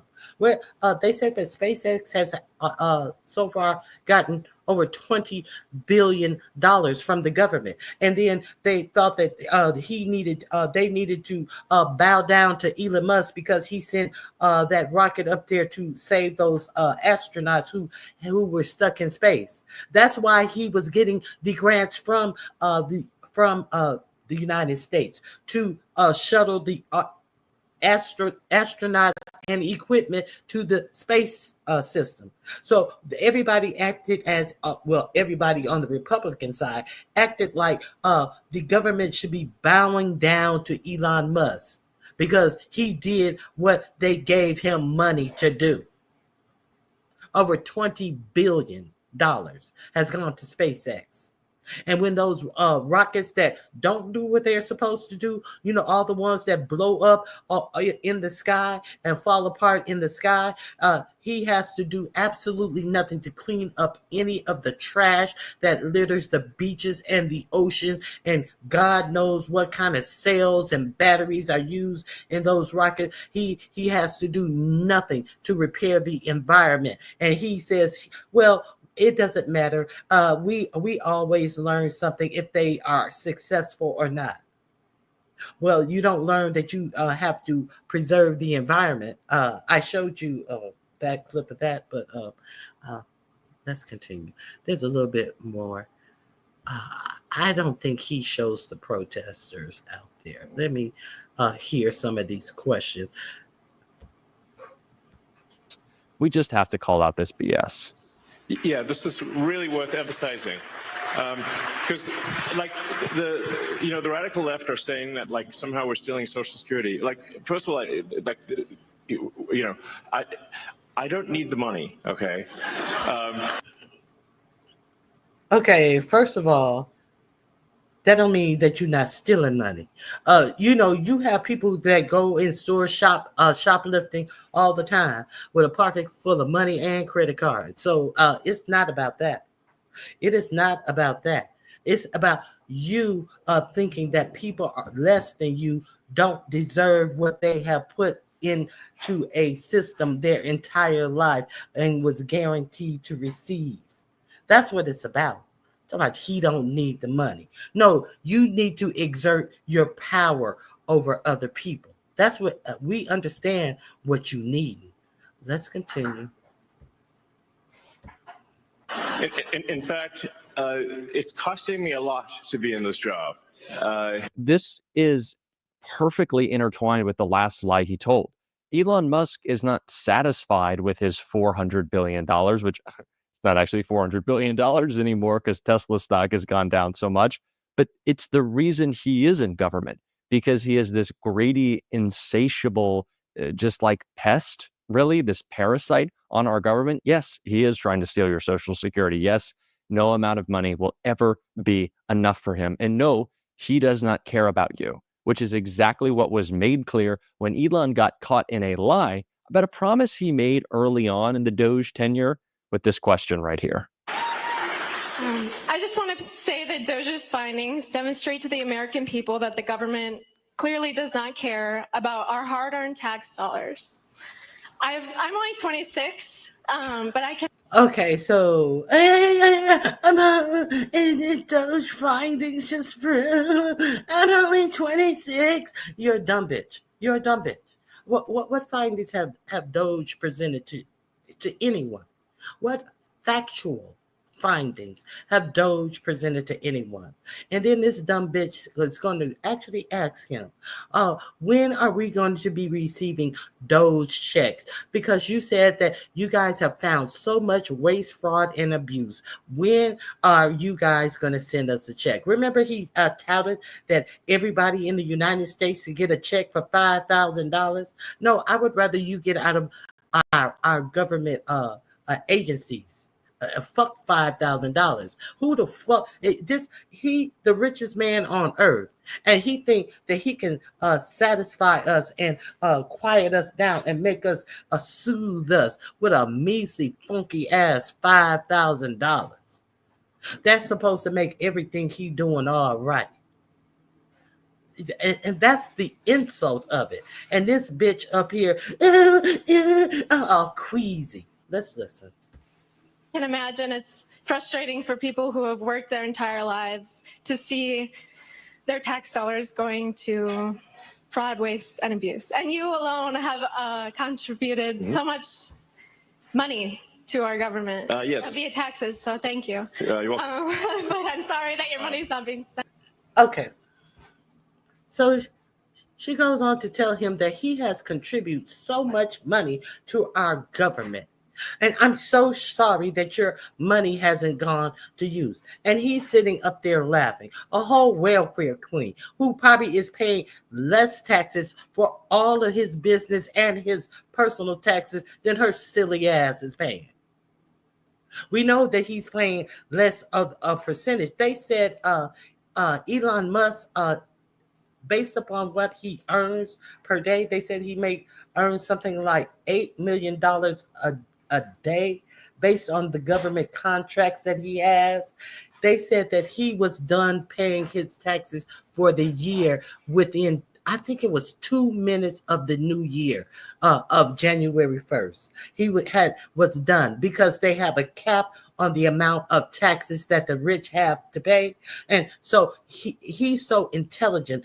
They're so ingenious that they cannot figure that they need to raise the cap level that rich have to pay.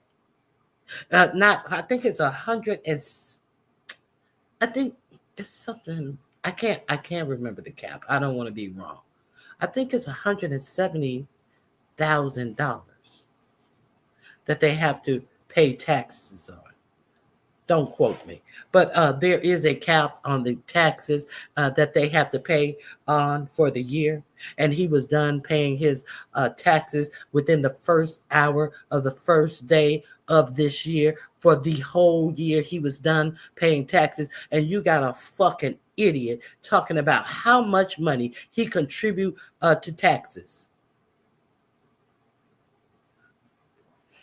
Okay, let's continue.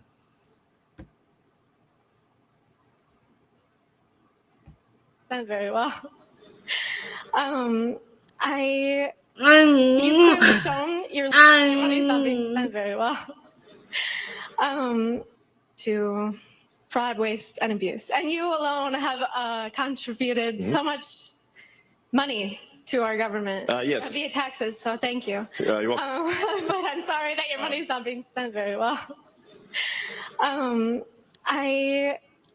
You've clearly shown your leadership and team is capable of transforming our government into something better than what we see today. I just want to say I'm sure I'm not the only one who's wondering, but we know that Doge has found quite a bit of money, and we would like to see some of that returned to the American people. Do you have any information on when Doge checks would be written or sent out? Best and worst vinegars for weight loss. Apple cider vinegar. It's a health trend. Hold on, let me get through this commercial.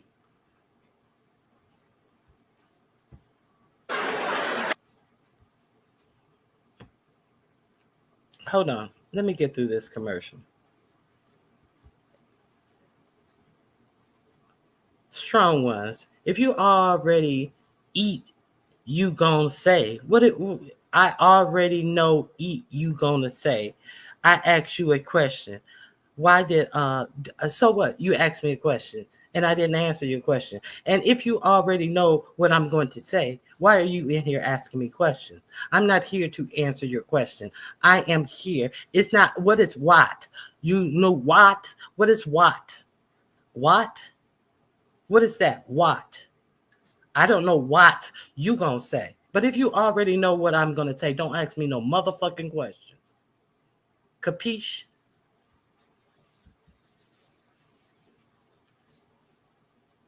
Hey.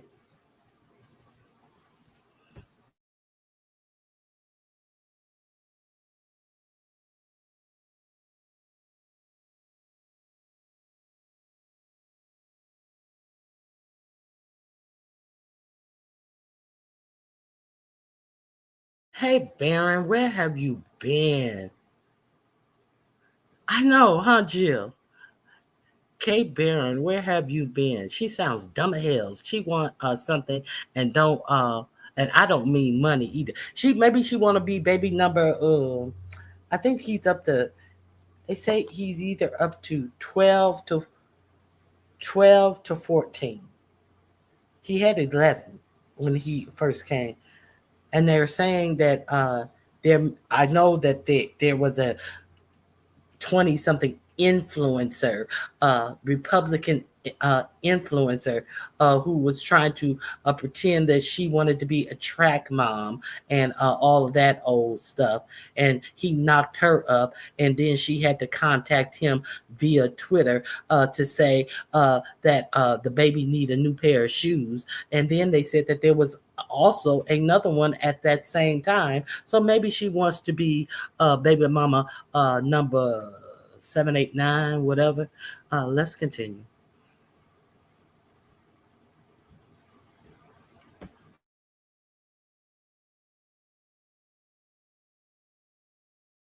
Sure. Well, I guess we need to be successful at scale. We've made a lot of progress, but there's still a tremendous amount of work to do.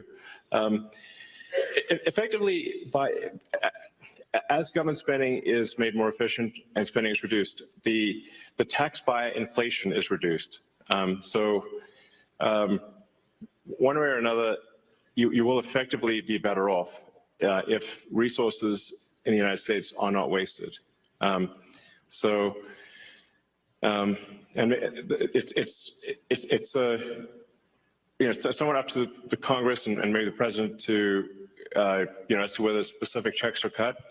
But whether a check is cut or not, if you reduce wasteful spending, the economy is going to be better off.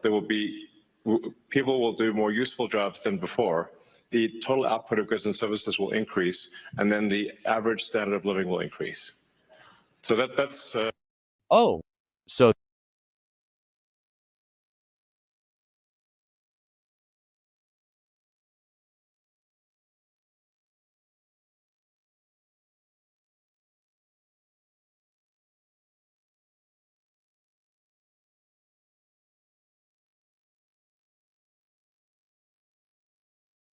he wants her to believe that the output of the few people who he allow to keep their job is going to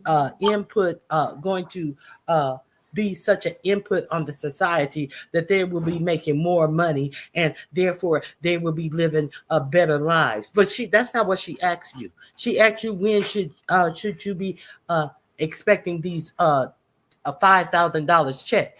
Because obviously she's hard up for money right now, and you're sitting up there firing people from their jobs, trying to close agencies, trying to privatize Social Security. And then I got some news about what he's doing over in Social Security as well.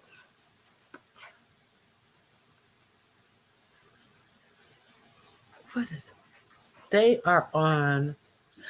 Remember, he couldn't read the Social Security properly and lied and said that they were millions of people collecting disabilities that were 200 and 300 years old because he couldn't read the script that it was written on. And then when they corrected him, now what is he doing? Oh my God, it's on the tip of my tongue. The script that they use. It's one of the oldest languages in computers. Do you guys know? Be right back. Okay. So oh God. Okay. So what he's doing right now is that he's having his Doge people allegedly go into Social Security to rewrite the script, maybe on something like JavaScript or something like that, they say. And they said that it is such a big task. Cobalt is the original script that it's on. It was originally written on Cobalt that obviously the douche boys don't understand because it predates them. So they want to go and put it on a new script. And they said that it is such a big task that this is something that would take over a year or something to successfully do correctly. But they have a start date of a due date of having this done in a couple of months, which will mean that some people will most likely not receive their checks. A lot of people will be dropped off the list, be left behind, and have to go through a whole lot of rigmarole to get their checks reinstated because they think that they can do better of a agency that has never missed a payment in the, I think it's 80 or 90 years that they've been in effect. So there's that coming up. Are we going to hear more about that? He can't read code, but they don't understand how much time that would. No, they said that they want to. He can't read the code. Yes, but they plan to have it done in a couple of months. A couple of months. Cobalt, yes, Cobalt, yes. Did I say Cobalt? Yes, Cobalt, yes. So that's what's going on right now. Okay, so go check out this video. It's in my description box. There is, I think it's a little more of him. Oh, wait a minute. I think we get to the protesters. No, there were a lot of protesters outside of this event in Washington. Go check this video out. Okay, So let me move on. Hold on one second. I think I may be able to show. I want you to see the protesters who were out there. It was very good to see that people are actually showing up. This is at the Wisconsin event where he tried to bribe them with money and then found out that he cannot legally do that.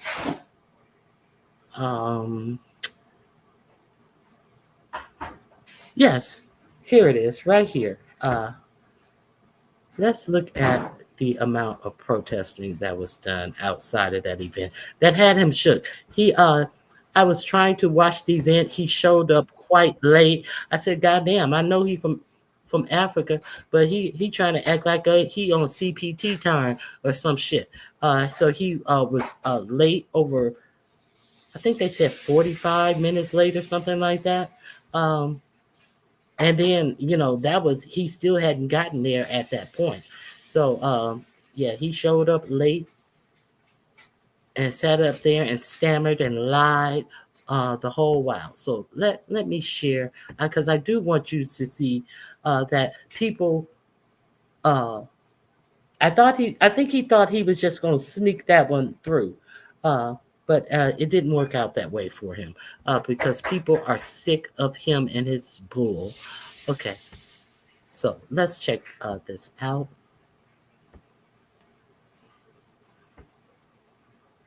Supreme Court election that's scheduled for Elon Musk held a town hall in Wisconsin trying to buy the Supreme Court election that's scheduled for April 1. He held it in Green Bay, Wisconsin. This thing was a disaster from the outset. There were thousands of protesters outside of the venue where Musk was speaking. Let's take a look at these protesters, courtesy of Marco Foster. Play this clip.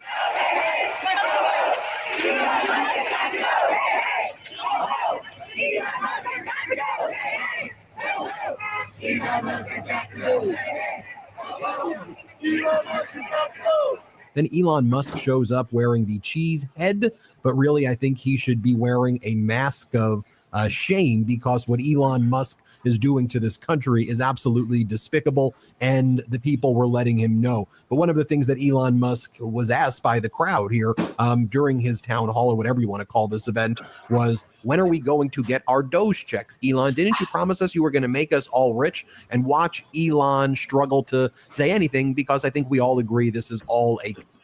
Okay, we saw that part. Let me see. I love Crystal Ball. Let's see what she had to say. Crystal Ball says, pretending like they are paid Soros operatives while Elon Musk is literally there to bribe people to vote. How insane can you get? But it was largely a MAGA audience, that was there. So pretending like they were Soros operatives. What she mean is a couple of times during his little event, there were people who busted up the event and said something. You couldn't hear them loudly, but you hear his little response about, George Soros operatives are in here and all this. But you're at a whole event where you paying 2 million people initially to vote for a candidate that you want in office. But you bringing up George Soros has his operatives in here. Like George Soros is paying all the people who show up to protest against this government. And they always say it's George Soros's money. But he's here to give $2 million away if you voted. And we know the intent because the intent was in his first tweet. Let's continue. I mean, it was inevitable that at least a few Soros operatives would be in the audience.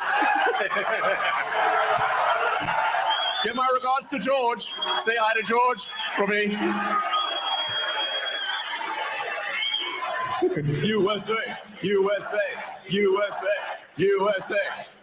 as Crystal Ball says, pretending like they are paid Soros operatives while Elon Musk is literally there to bribe people to vote. How insane can you get? But it was largely a MAGA audience, that was there. But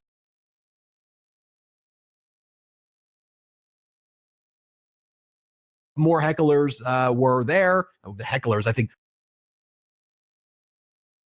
Okay, so I didn't have this initially in my description box, so I'm gonna drop the link for this video here. Please check it out. Please check out the Midas Touch. They do great content. They have taken over Fox News in their digital content, and they have taken over Joe Rogan, that idiot, in podcasts. So please support them. Hey, lovely one. First of all, isn't Elon job to do anything to so? First of all, it isn't Elon's job to do anything to. Well, yeah, exactly. But that's why I say I am just so sick of. It's just like we are already in an authoritarian government. It's as if we have no other elected officials other than 45, 47, and the people in his administration are running roughshod all over. There's no bills being sent through Congress to be voted on. Everything is being done by executive order and by breaking the Constitution, in my opinion. So there's that. Let me see.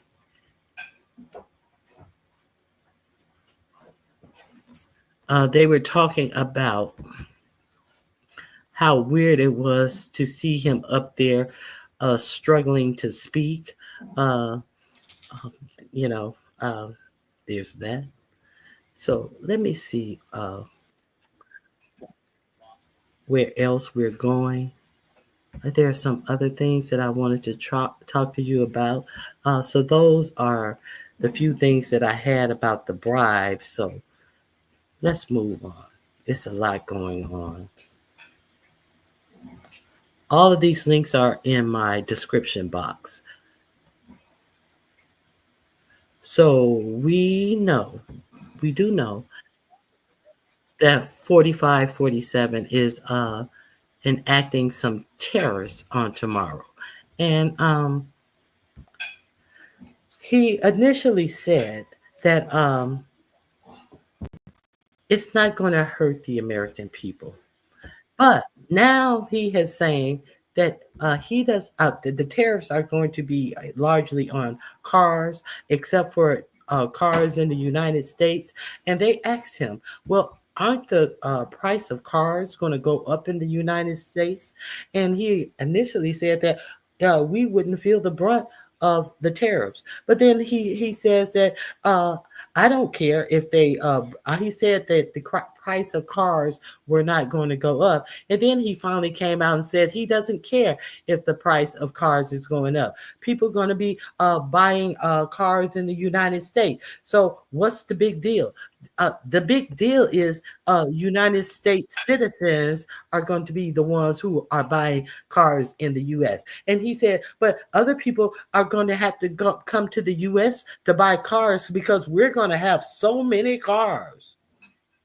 Well, how you can't have it both ways. Either you're going to be selling the cars to the American people. They say that these tariffs are going to add up to $8,000 to $12,000 to cars in the United States.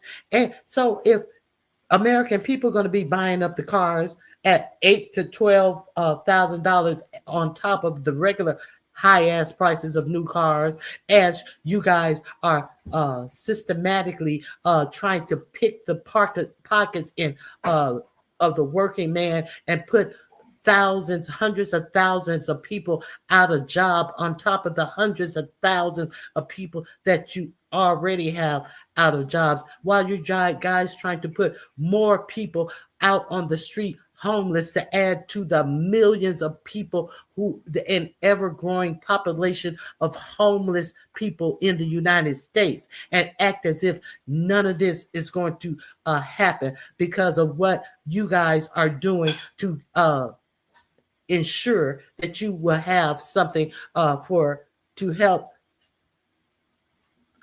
justify giving rich people tax cuts. See, what Elon Musk didn't tell that bitch he was talking about, well, when we gonna get our Doge check?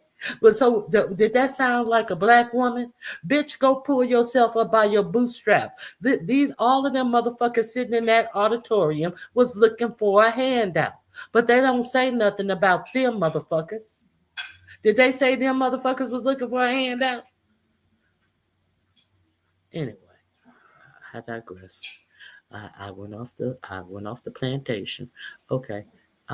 Let's hear about what 45, 47 have to say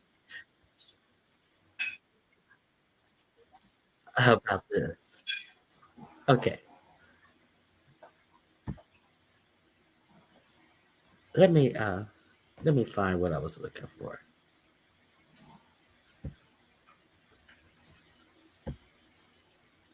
Okay, here we go.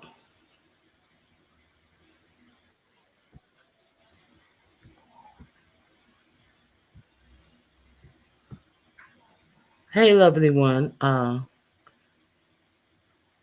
Yes, the Midas touch is fire. Okay, here's what I have for you guys to listen to. What he said about us buying cars. So if we are buying up all the cars because it's not going to hurt us, why would other people be coming to the U.S. to get cars because we're going to have so many cars? Because we the U.S. people are not going to be able to buy the cars. And what sense? So people and are we going to ignore the fact that people in Canada have all changed their travel plans? How much money that the United States is going to lose on tourism this summer? Canadians have had a wholesale cancellation of their travel plans to the United States due to these stupid tariffs. Okay. These are things that a lot of people don't think about, but let's I think this is it. Yes, this is it. We're with Adam again. It says Trump says he couldn't care less if automakers raise prices due to tariffs and believes it will make people buy American-made cars. Let's also say that the only reason he said this was that he was on the phone with car manufacturers and begging them to not increase their prices. They're going to have to pay these tariffs because as I explained to you guys, even though it may be an American car, a lot of the parts go back and forth to Mexico and China before the whole car is made. Not it just comes over the border once. It may go back over the border and then come back over the border again. So they will definitely have tariffs on these cars, these American manufacturers. Fuck what you heard. So he's pretending like, well, the tariffs are only going to affect the cars in Canada and Mexico. And I don't know why they're making all these cars in Mexico. They need to build factories in the United States. Well, how can they build factories in the United States when you're doing these tariffs on a whim and every other day you're going to have a tariff, you're not going to have a tariff? How is that working? Just like the shape and I don't know. It's not working. That's how it's working. It's working horribly. How is that working? Just like the shape and I don't know. It's not working. That's how it's working. It's working horribly. How is that working? Just like the shape and I don't know. Oh my goodness. It's not working. That's how it's working. It's working horribly. Let me close this. How is that working? Just like the shape and I don't know. Oh my goodness. It's not working. That's how Let it's me. working. Okay.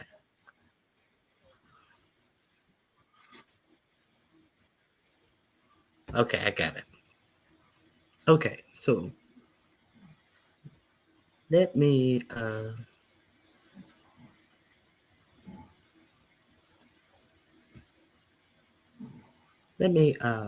share this with you.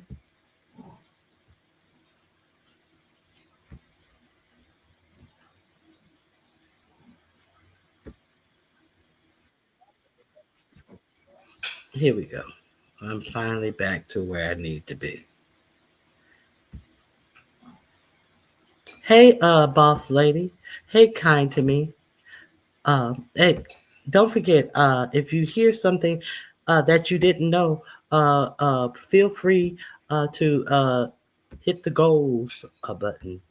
Goals, goals, in my QB voice. Trump gets a rude awakening about tariffs. Let's check this out. Kristen Welker. Kristen, you just spoke to President Trump about the controversy surrounding Walton Hegseth's group chat on Signal. What did he tell you? Jose, in a phone interview that lasted just over 10 minutes, President Trump was defiant in defending Defense Secretary Pete Hegseth and National Security Advisor Mike Waltz, who played key roles in that Signal text chain in which attack plans were discussed. The president calling the matter fake news and arguing the strikes against the Houthi rebels in Yemen were successful.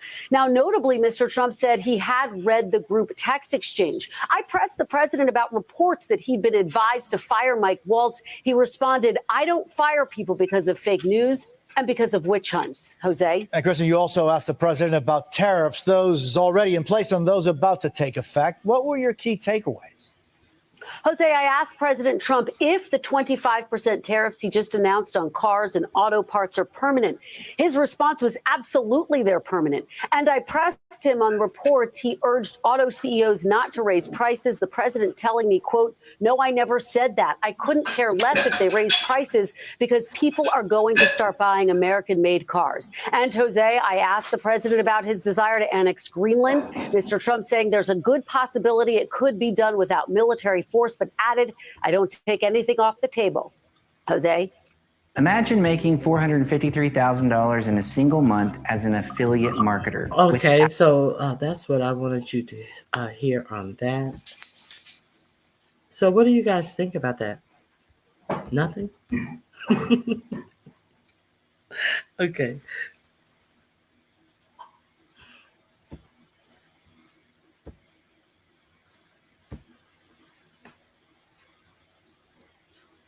Hey, boss lady. Grand Rising. Here we go.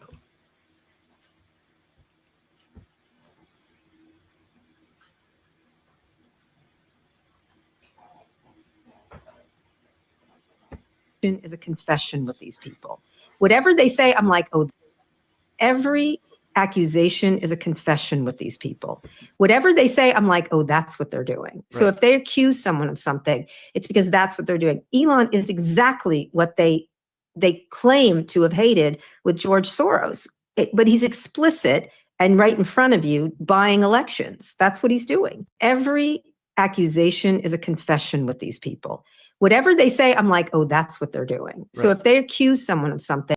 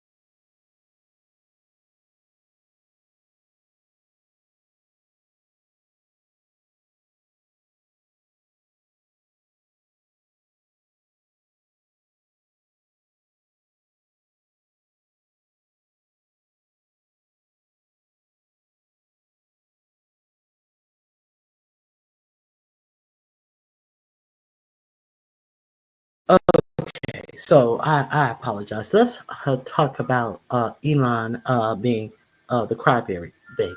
Uh, Now, all the you we all remember when Elon was out here at the CPAC convention. How did he come out at CPAC? He came out wielding a chainsaw, reveling in cutting people's jobs, income, and livelihoods into shreds. Do we remember how he came out to CPAC? This was Elon at CPAC. Y'all remember this? So now, why is it that it appears to that he is the victim all of a sudden? So let's take a look at the poor victim and what is making him be a victim. Let's check this out. Don't cry for me, Argent Elon. That caused that guy to do it. The people pushing the propaganda that caused that guy to do it. Those are the real villains here. And we're going to go after them. And the president's made it clear, we're going to go after them. The ones providing the money, the ones pushing the lies and propaganda, we're going after them. This is Democracy Watch. Mark, that was a clip of Elon Musk speaking on Fox News that... Okay, so we're going to go after them. The ones that are pushing the propaganda. That would be yourself, stupid. You are the one who is pushing the propaganda, saying you found all this waste, fraud, and abuse, but you never have a whole receipt. Okay, let's continue.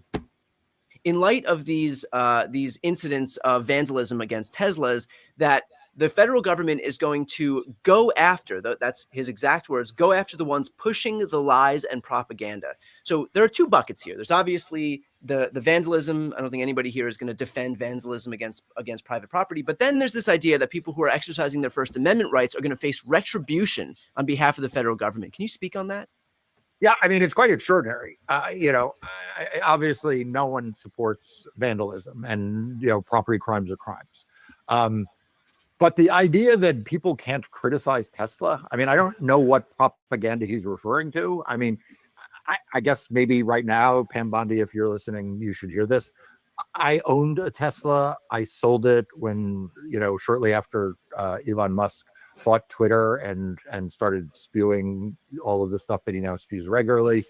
I own a Rivian and I love it. I think it's a better car than the Tesla. Okay, now, if I have just committed a crime because you don't agree that I think my Rivian is a better car than my Tesla was, then, I guess come after me. But I mean, seriously, what do they think the First Amendment stands for? We went through the phase in which, I don't remember if it was Bondi or Trump, but one of them said effectively that they are going to treat people who protest or engage in property crimes, again, not excusing them, as like domestic terrorists, and this is like the department. That link is in the description box. Let's be clear. That statement about vandalism to Teslas, it initially came out in a tweet by Elon Musk, and 4547 then commented on it and said that yes, I am going to treat this as terrorism. I think I have the tweet. This is somebody, Colin Riggs said, just in, the FBI is on the scene after several Teslas were lit on fire at a Tesla service center in Las Vegas, according to the Las Vegas Review Journal. The arson incident unfolded at 2:45 a.m. in blah, blah, blah, blah, blah. And what is Musk shares this and respond and says terrorism. And that is where it started. So then all of a sudden you have this. I look forward to watching the sick terrorist thugs get 20-year jail sentences for what they are doing to Elon Musk and Tesla. Perhaps they could serve them in the prisons of El Salvador, which have become so recently famous for such lovely conditions. So let's be clear. This person has been disappearing people for the things that they say and saying that they are enemies of the state, or because they are supporting Hamas and all these things. And he is telling you right here that he don't care who you are. That if you do something about Tesla, it's terrorism. And where did he get the idea from? His master. That's who first said that it would be terrorism. And this same master removed a post where Elon Musk shared, then removed a post absolving dictators for genocide. The post falsely claimed that Joseph Stalin, Adolf Hitler, and Mao were not responsible for the murders of millions of people, but rather public sector workers were. So our 4547 is taking the lead of somebody like this. And this is the thing that really trips me out. The boldness of this white supremacy that is going on in our nation. This is what is really tripping me out. So let's I think I have one more thing about this snowflakeness of it all. And then we're gonna get to what our nation appears to be emboldened. Let's look at the full temper tantrum. Okay, here we go.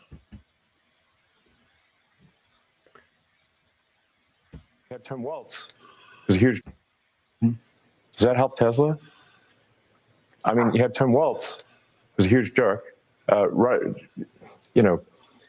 running around on stage with the Tesla stock price where the stock price had gone in half, and he was overjoyed. What an evil thing to do! What a creep! What a jerk! What an evil thing to do! He was running around on stage with the stock going down. What an evil thing to do! Who says the man who was running around on the stage at CPAC, reveling in cutting people's jobs, having people facing all types of things that come with unemployment. But what an evil God. This is about me. How dare Tim Waltz run around with a paper embarrassing me? I'm the richest man in the world. Sure, I can run around with a chainsaw talking about how I cut the regular's man job. But that's great. You guys are cheering it on. Look at you taking pictures. I make you happy. But how dare Tim Waltz make fun of me losing my stocks because you guys have finally figured it out and you're not supporting me in my efforts to sell Teslas to you as I dismantle your government and put hundreds of thousands of you out of job. Who derives joy from that? And who derives joy from your stocks of falling? A whole lot of people derive joy from your stocks falling.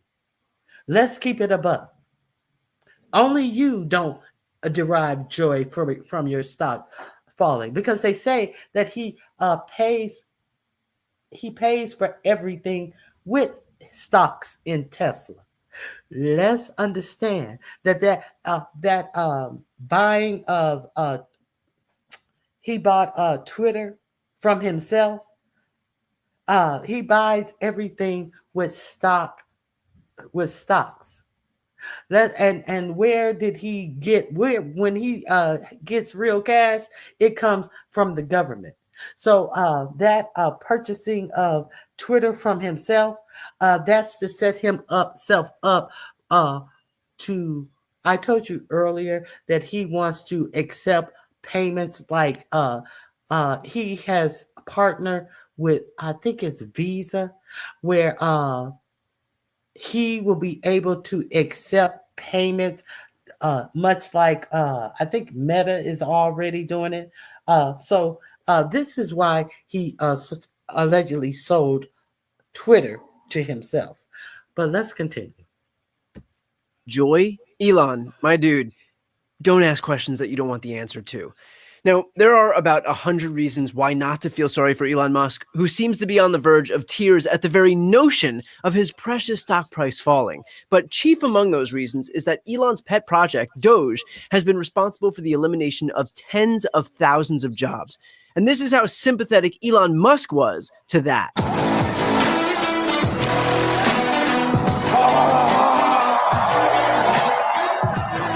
This is the chainsaw for bureaucracy. Chainsaw!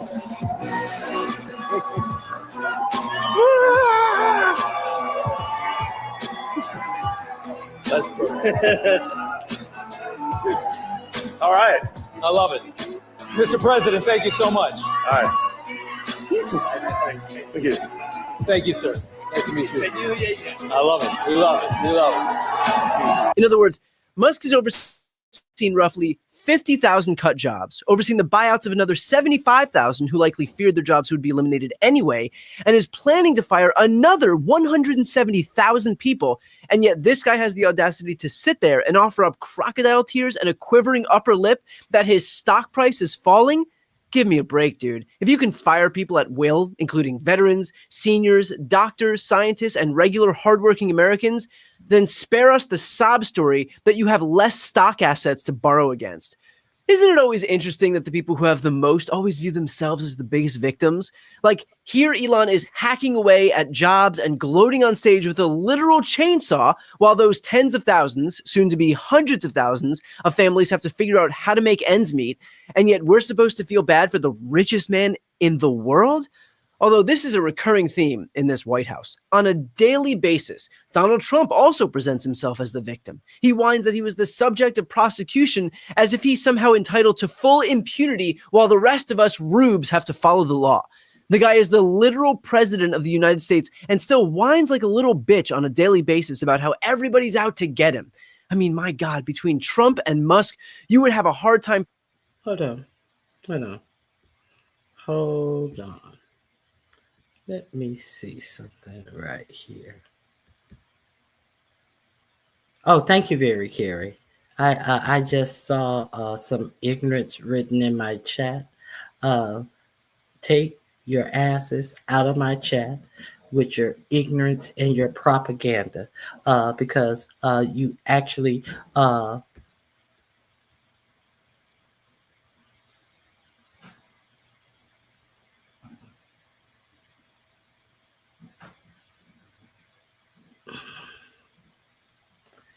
it is just amazing. It is just really amazing how ignorant some people can be. All of this ignorance is ineffective. It is really ineffective. But you come over here in a bogus name to be my fan because you can't compete with me. Because all you have to add is a bunch of bullshit. Go pledge allegiance to a motherfucker who's putting his foot up your ass. Chaba. All right. Next case. Thank you, very Carrie.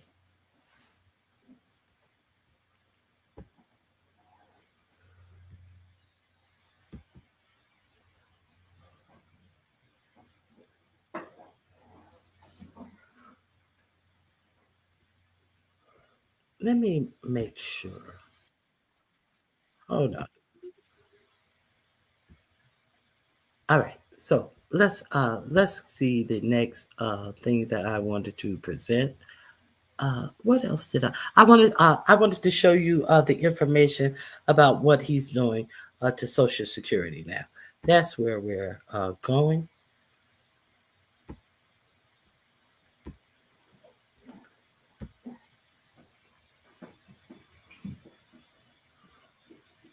See, some people can just talk about what they feel.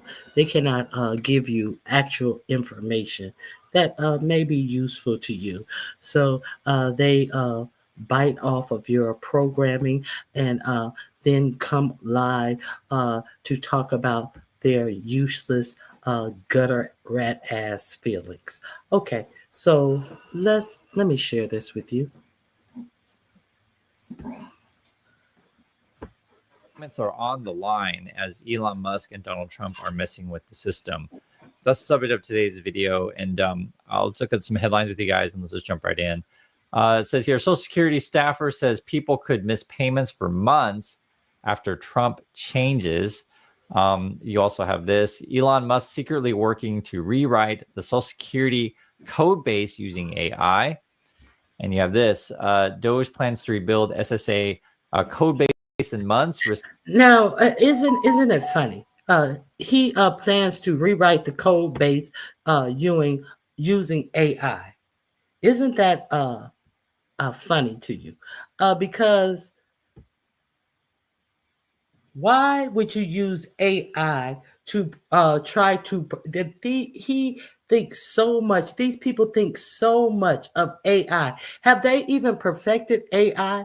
They think so much of this AI that they think that they can go into something, a program where there is absolutely nothing wrong with the program, and improve it with some shit that they got dusted on by the Chinese that they spend $1 billion in their AI and needs cavernous deposits of land to cool their servers for their AI to cool off, have to buy acres and acres of land to cool their AI servers off, when China did it for under $6 million, not B, $6 million, and dusted their asses. So now he's putting him and Mark Zuckerberg and Dick Jockin for the position. And what's the other guy? The other guy who met at the White House, I forget his name. They Dick Jockin who's going to have the best AI. Let's keep it a buck. That's what's going on. Okay, so let me continue.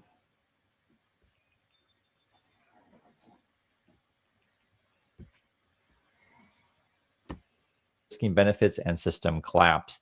I know we have a lot of people in the community that are familiar with COBOL. I believe that's the language of Social Security, and effectively Musk is looking to transform the system. Now, I want to make this really clear. Musk has a massive conflict of interest.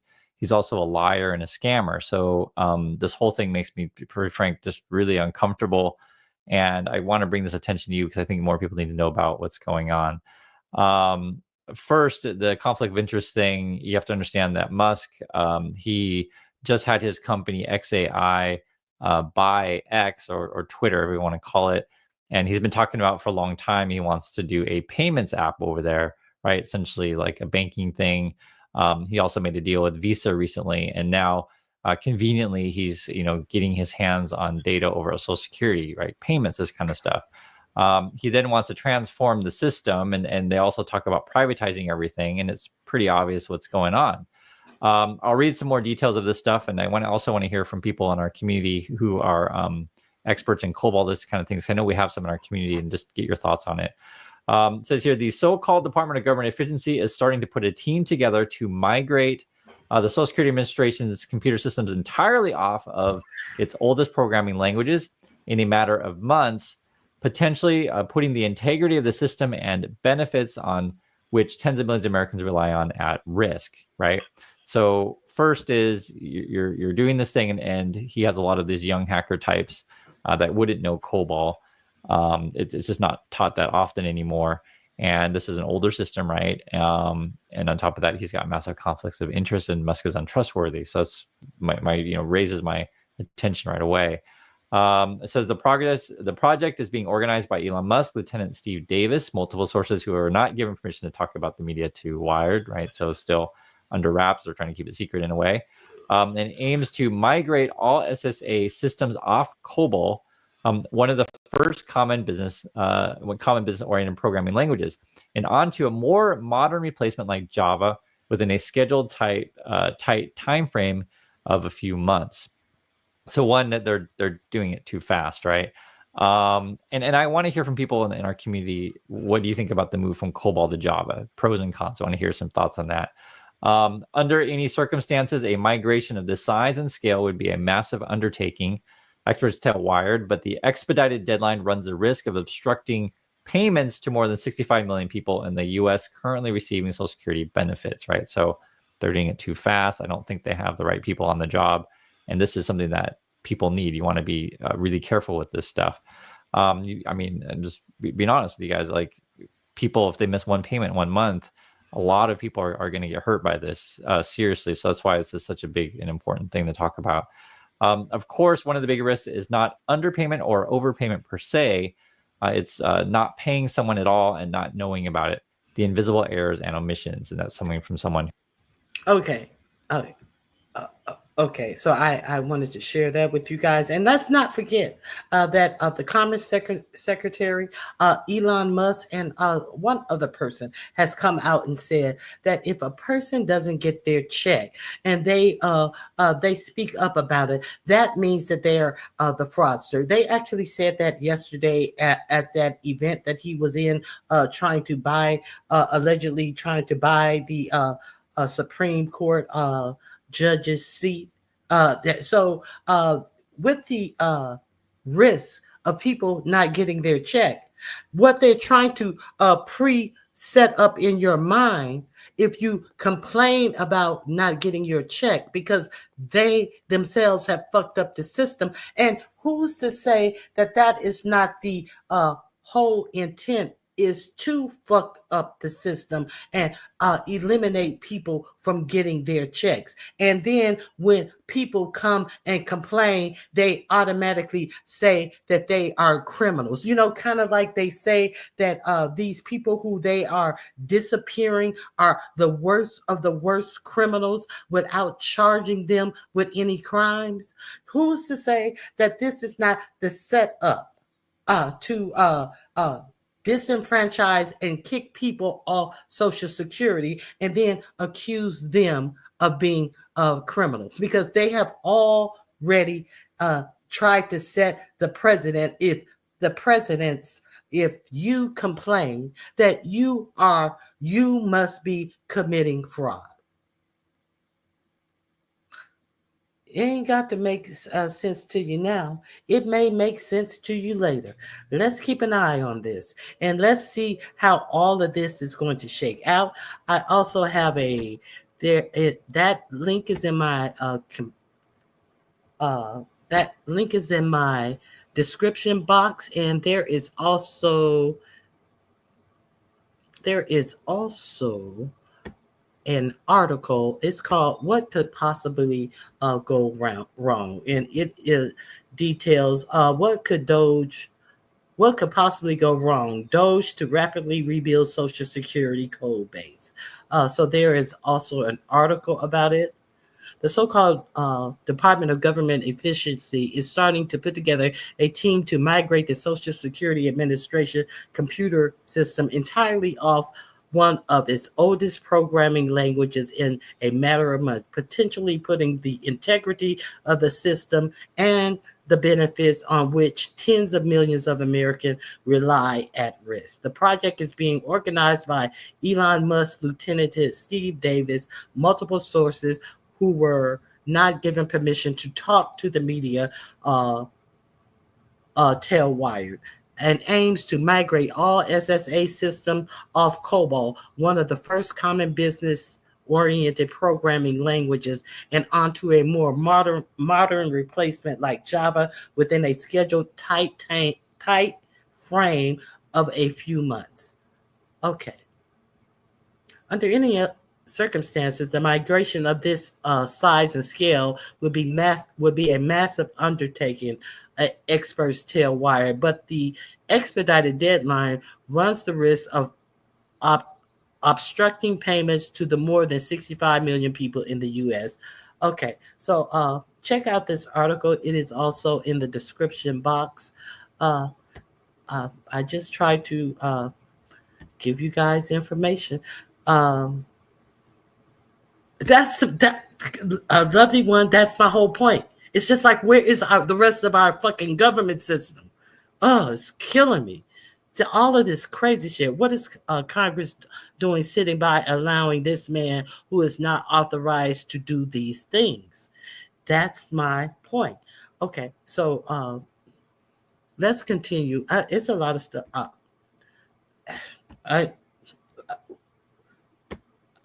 We're gonna have to get to the Smithsonian, what they're doing to the Smithsonian as well. Trying to erase our history out of the African American Museum. They even put J.D. Vance over. He is over the Smithsonian. So he is also been in charge of taking the wrong ideologies out of public zoos. I didn't know that there were ideologies in the zoos. From museums to the zoos, they put J.D. Vance over it to take out the wrong ideologies. J.D. Vance, a big fan of what's his name? Kevin. What is his name? Kevin Yarvis. What is that? Yarvis. I think his name is whatever, Yarvis. A big fan of him. Remember, I played some of his thoughts and ideas. The idea that we should look at the United States as a corporation, and a corporation usually has one CEO, and that we Americans should get used to the word dictators. That Yarvin. That is who Vance likes to quote. So, at what point are we going to see this for what it really is? And I think, okay, let me not get ahead of myself. Okay, I already did. But I wonder if nobody hit my goals. I don't know. I guess you guys are up on all this news. I guess you guys in a bombshell interview with NBC News today. I guess you guys don't want to hit my goals. I guess I'm not hitting my goals. Okay, let me continue. In a bombshell interview with NBC News today, Trump suggested that he would run for a third term, saying there were methods for doing so and clarifying that he was not joking. Quote, a lot of people want me to do it, but I mean, I basically tell them we have a long way to go. You know, it's very early in the administration. I'm focused on the current. When asked whether he wanted another term, the president responded, I like working. I'm not joking, Trump said when asked to clarify, but I'm not. It is far too early to think about it. When asked whether he's been presented with plans that allow him to seek a third term, Trump said, there are methods which you could do it. NBC News asked about a possible scenario in which Vice President J.D. Vance would run for office and then pass the role to Trump. Trump responded that that's one method, but there are others too, Trump added. Asked to share another method, Trump simply responded, no. And let's be clear, this isn't a fluke statement by Trump. Steve Bannon confirmed this exact line of thinking just days ago during an interview with Chris Cuomo. I'm a firm believer that President Trump will run and win again in 2028. So I've already endorsed President Trump. A man like this comes along once every century if we're lucky. We've got him now. He's on fire, and I'm a huge supporter. Want to see him again in 2028. And obviously, anybody who doesn't like what you say, but judges it as a function of a lack of intelligence, doesn't know anything about you. I don't make that mistake. You're a smart guy. Oh, you know he's term limited. How do you think he gets another term? We're working on it. I think we'll have a couple of alternatives. Let's say that. We'll see. Yeah, we're working on it. We, as soon as we enact the entirety of Project 2025, we're working on it. We're working on it right now.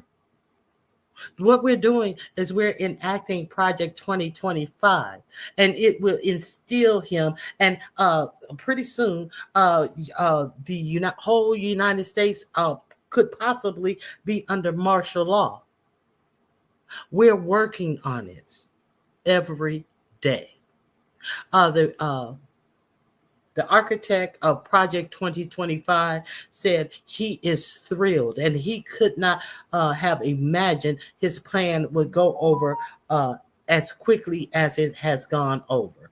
So, lovely one, I don't understand why they won't impeach Trump because for some reason they are afraid that they would lose their seats because Musk would do what he's doing in Wisconsin against the Democrat and have somebody primary him.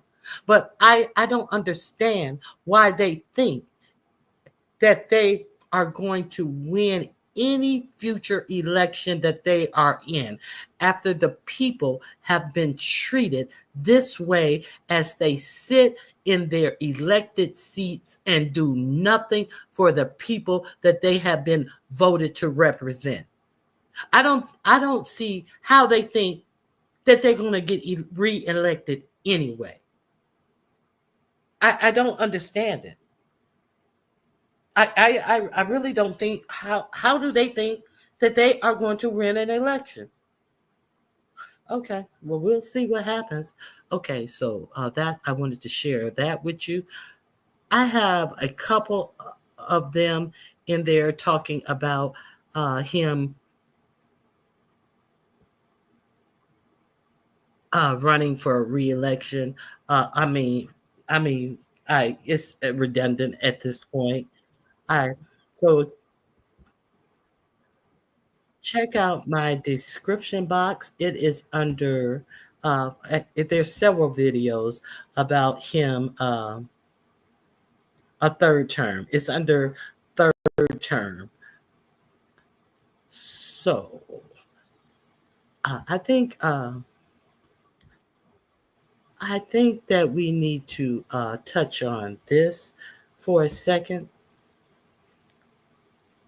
I don't know how you guys feel, or do you guys feel that it may come to this, but it's going to be interesting days ahead of us. That's what I can say. War used to be the stuff of history. Talk of civil war used to be the stuff of history class or maybe speculative fiction, but today, scholars of history and political science now openly discuss the possibility of a new American Civil War. My next guest, Professor Barbara F. Walter, is an expert on civil wars around the world. She has spent years advising the CIA on the subject. In her work examining the seeds of civil war in distant lands, she started noticing some of those warning signs close to home right here in America, long before most others did. She's been sounding the alarm about the threat since at least 2008, and her message today is that we should not ignore those warning signs, but also that we can take steps to lessen the threat. Now, before she joins us, let's take a minute to dig into her findings. Walter's research looked at which countries were most likely to experience political instability and political violence in the coming years. Her work identified two key factors as highly predictive, and America checks both boxes.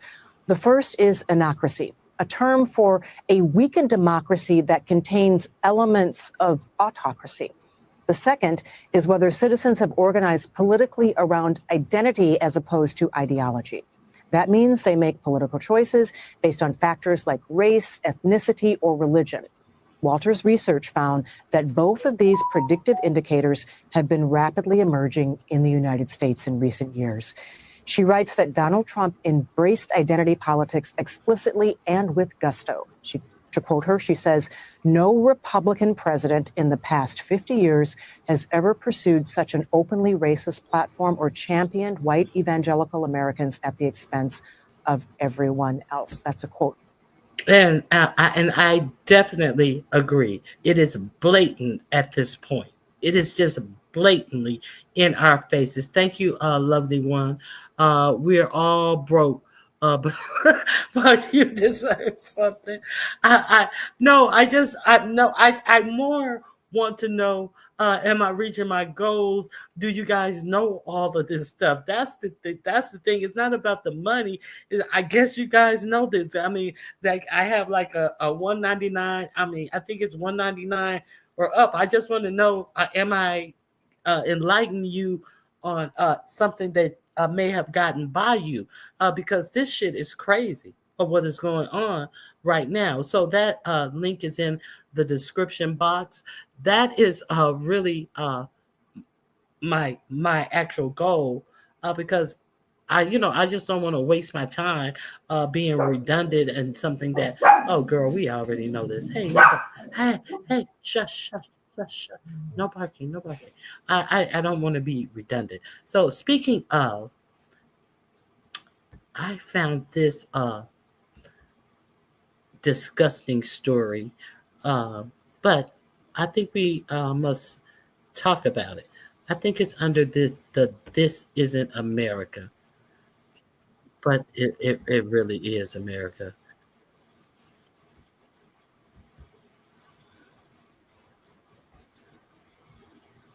Hold on 1 second. Us, because she was talking about the Christian right. And you guys remember I did a story about the Christian right, about how they were trying to buy a town in Tennessee, and they wanted to seat their own government in the town, but the town was already a real town. So let me find this, what I want to share with you. Let me see.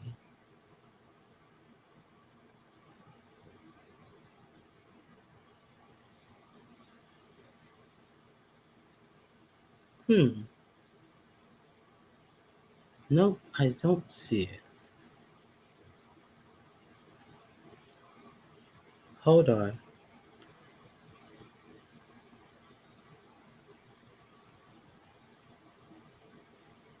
Uh,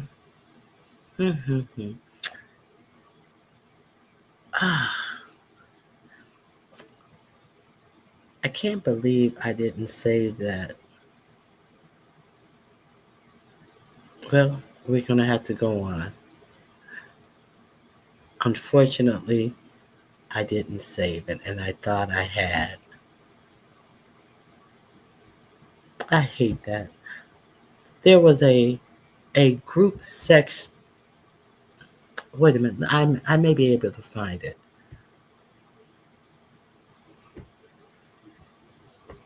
Let me see. I may be able to find it.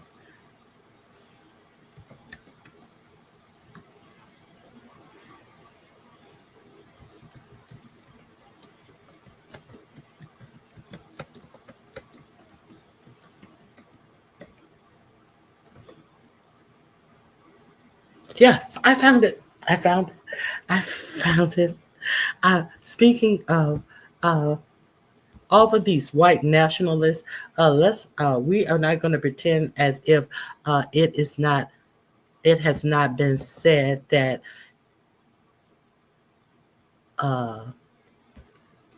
Pete Hegseth has a pure white nationalist tattoo on his chest that he calls a Christian tattoo that has also been associated with the right-wing Christian nationalist agenda.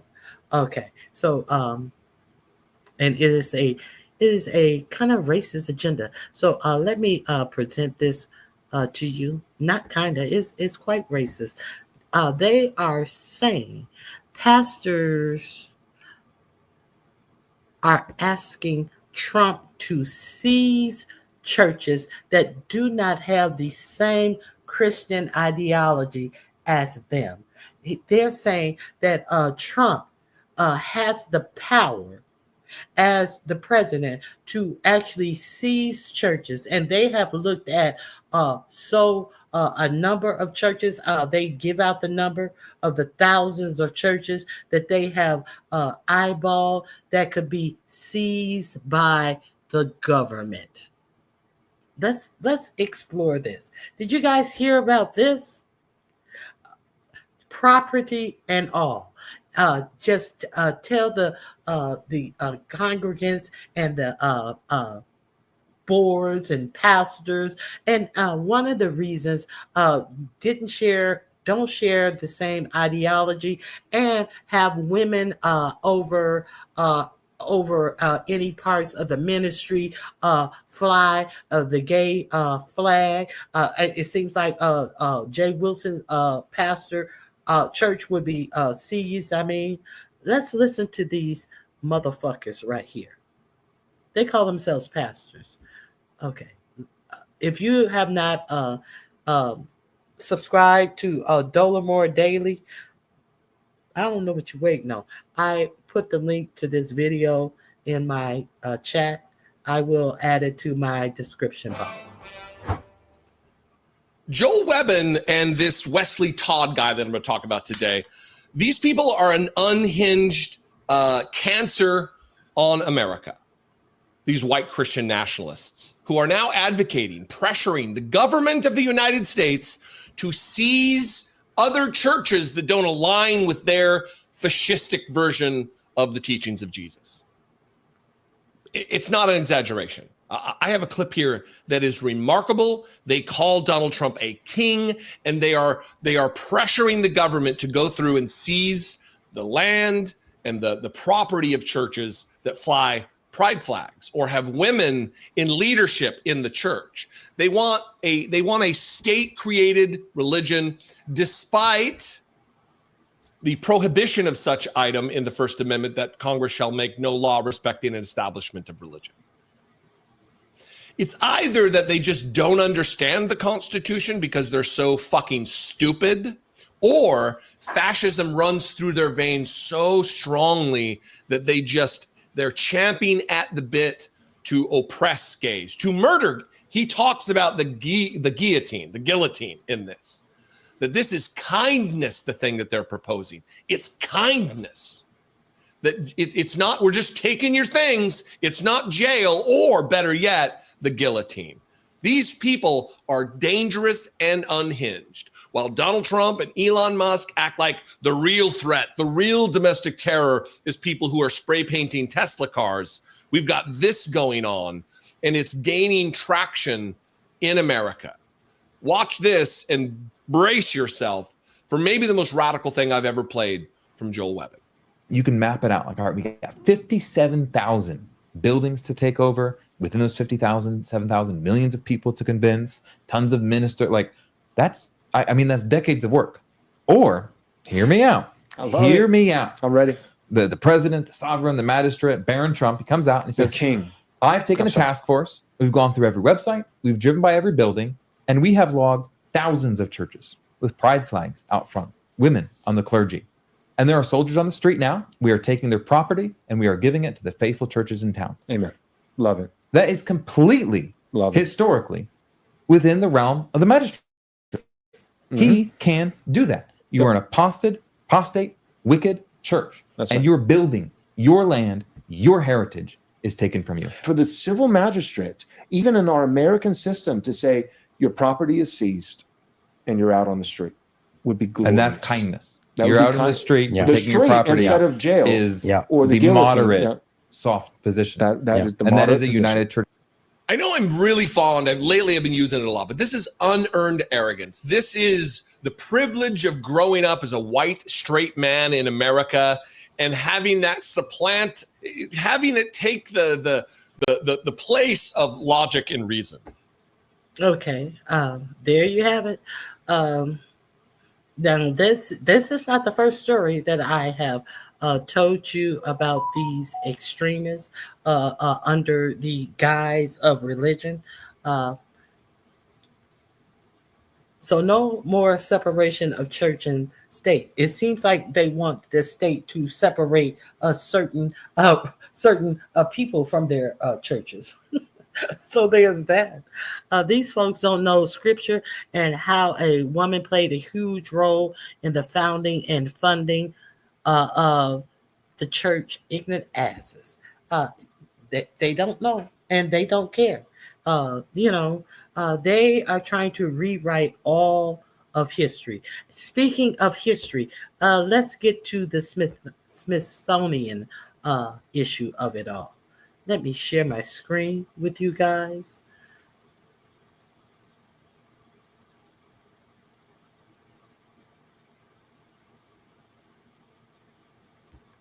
Here we go.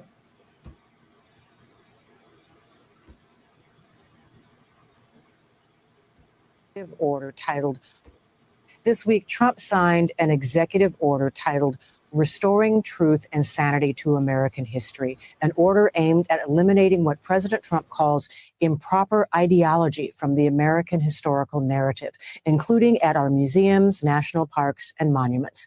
The executive order reads in part, over the past decade, Americans have witnessed a concerted and widespread effort to rewrite our nation's history, replacing objective facts with a distorted narrative driven by ideology rather than truth.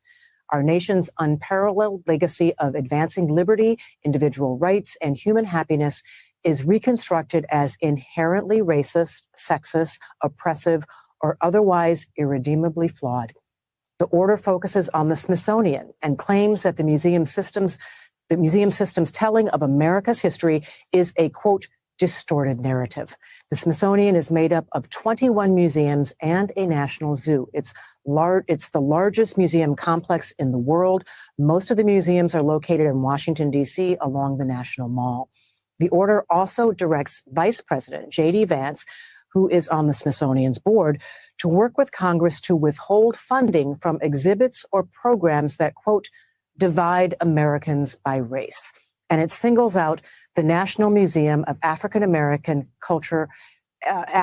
History and Culture, and it prohibits the Women's History Museum from undertaking measures that, quote, recognize men as women in any respect. Within the Smithsonian museums, of course, there are countless exhibits that acknowledge our national achievements, our innovations, our American ingenuity, and our greatness. And there are also exhibits that acknowledge the dark or uglier aspects of our history, darker truths about American history, the parts of our past that are sometimes difficult to look at, things like slavery, like Jim Crow segregation. What 4547 is talking about the reverie of the olden, the years gone by, and people are trying to shame people who were just having a good time, who have the right, who they had the right to do what they were doing and taking other people's rights. Okay, now who is distorting the history? Who is distorting the history? So let's, oh my God, this country is really going backwards in a very, I never thought I would see this. And people act like, maybe people don't see this. Maybe people are in their reverie of bullshit that they don't see what's really going on to this nation, going on with this nation. They are serious about this white supremacy shit. And they are enacting it in every inch and fiber of our government. And once they feel that they have a whole grip on this, what are they going to do with it? What are they going to do with it? Okay, let's continue. Like the devastation of Native American people and culture. As uncomfortable as it may be to acknowledge the darker parts of our history, we cannot possibly celebrate our achievements without an honest reckoning of our mistakes. America is strongest when acknowledging all aspects of our history, the good and the bad and the complex. And yet President Trump... But they don't want the future generations to know the history, to know the shame of the history. Why? Why? What that is it because the people who are telling the factual history, as they say, are trying to make people feel guilty? No, because we know that if you don't know your past, you are doomed to repeat it. That's why. Let's continue. Trump and his allies want to narrow American history to look solely at whatever it is they deem to be our greatness. Only allowing a selective history to be told will not make us smarter, more united, or stronger.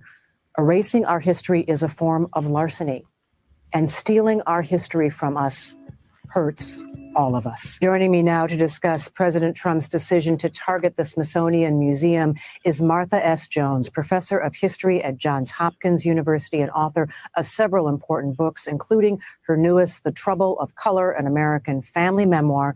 Jones also served as an advisor to the Smithsonian National Museum of African American History and Culture. Also with us is Chandra Manning. She's a professor of history at Georgetown University. She is the author of Troubled Refuge, Struggling for Freedom in the Civil War. Thanks to both of you for being. Okay, so I hope you guys avail yourself to the remainder of this. I just wanted to, this shit is really, really heavy. I really hate a lot of this stuff, but I just think that it's important to understand that this is a wholesale attack on us, our history, and our greatness. It makes us no less greater, but they're trying to rob our future generations of our greatness, and to trying to lull their own into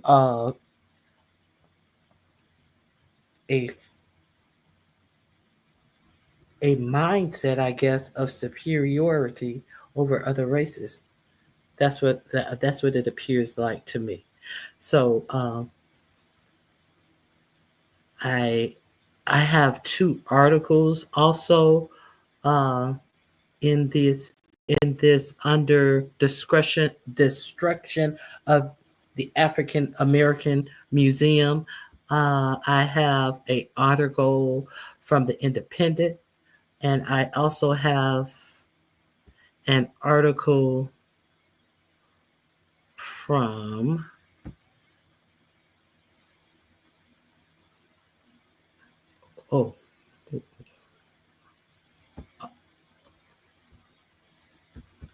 I don't have the other article pulled up.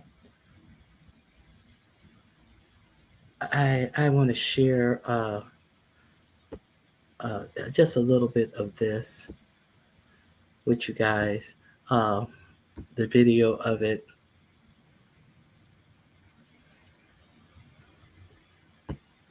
Here we go. Most likely, and I think we'll do very well. The Republicans are doing very well despite the witch hunt that they have on Republicans. So I just want to thank everybody for being here, coming to the White House on this important occasion. In a few moments, I'll be signing 2 executive orders to expand our record-breaking regulatory reduction campaign that is helping to fuel our incredible economic boom. I guess the stock market's up close to 250 points today. And this is despite lots of trade deals that are getting done one by one. We did a deal with South Korea, big one, really big one. And we did one yesterday with Japan. And that now goes into effect, and tremendous for our farmers. As you know, we have China coming. They'll be coming tomorrow. We have the vice premier of China coming. So we have a lot of big things happening. We have some tremendous deals under negotiation. So despite all of that, we have a great economy and a great market. Our housing market's on fire, and things are really doing well. You look at Asia, they're not doing well. Look at China.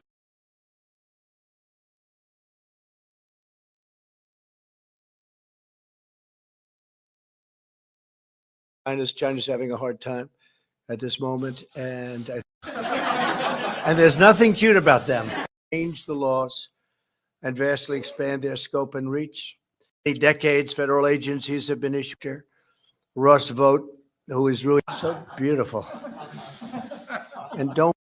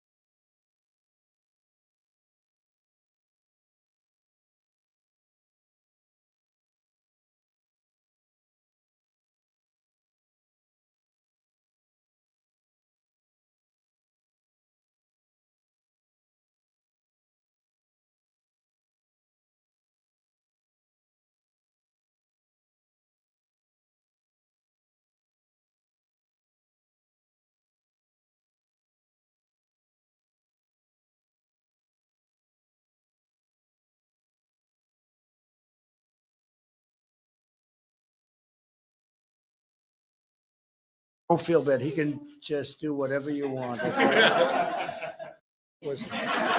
heard this something. I'll get you the exact number, but many days we broke the record, and we continue to do well. And when these trade deals are done, and when certain other things that we're doing are done, it's going to be Oh at a my level that's incredible. That was the God. I cutest cannot news. believe my mic was off all that See, I'm used to time. hearing them, and there's nothing cute about them. So beautiful. Okay, quickly what I said was, oh my God. Quickly what I said was, Russell Vogt is standing behind him. Russell Vogt is the co-author of Project 2025. Russell Vogt is the one who they were going to introduce this undercover reporter because he wanted to learn more about Project 2025. I played that video for you. In that video, I also let you hear the one who was going to introduce this gentleman to Russell Vogt, who was recording the meeting. He said that we are going to enact a whole lot of the policies for this next administration quickly, and we are not writing it down. We are not putting it on emails because we don't want people to be able to access this information via FOIA request, knowing full well that it was going to be against any the policy that every administration should save all of their writings and things for the history of that presidency. So we are aware that they had already planned to make their communications to be unable to be found via FOIA requests. Why is that important? Because I played this before you. I played this for you before the election when we were talking about Project 2025. I played this for you several times since then. This is important because it's obvious that they have been using a Signal app, which ensures that their messages will be deleted. They can set them to be deleted in 1 to 2 weeks to the same day.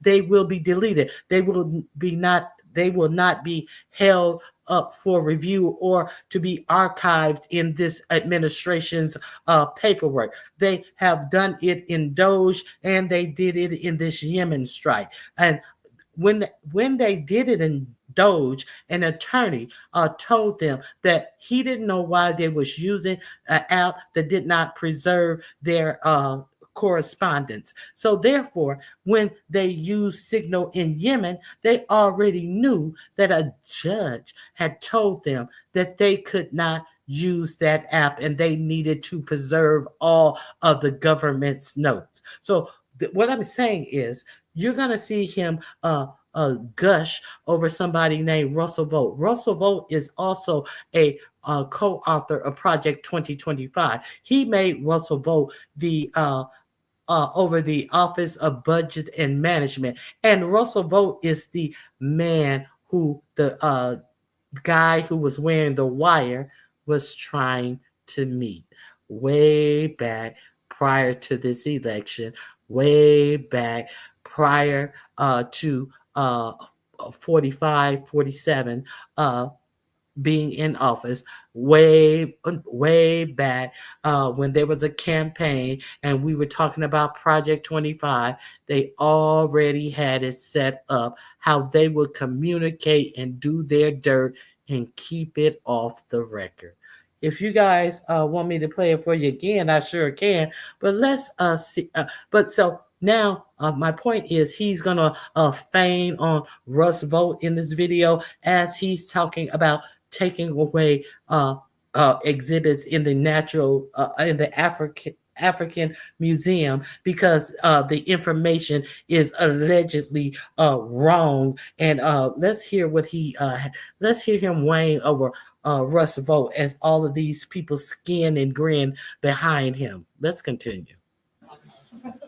And don't feel bad. He can just do whatever you want. Okay? That's a beautiful sound. Today, we take bold new action to protect Americans from out-of-control bureaucracy and stop regulators from imposing secret rules and hidden penalties on the American people.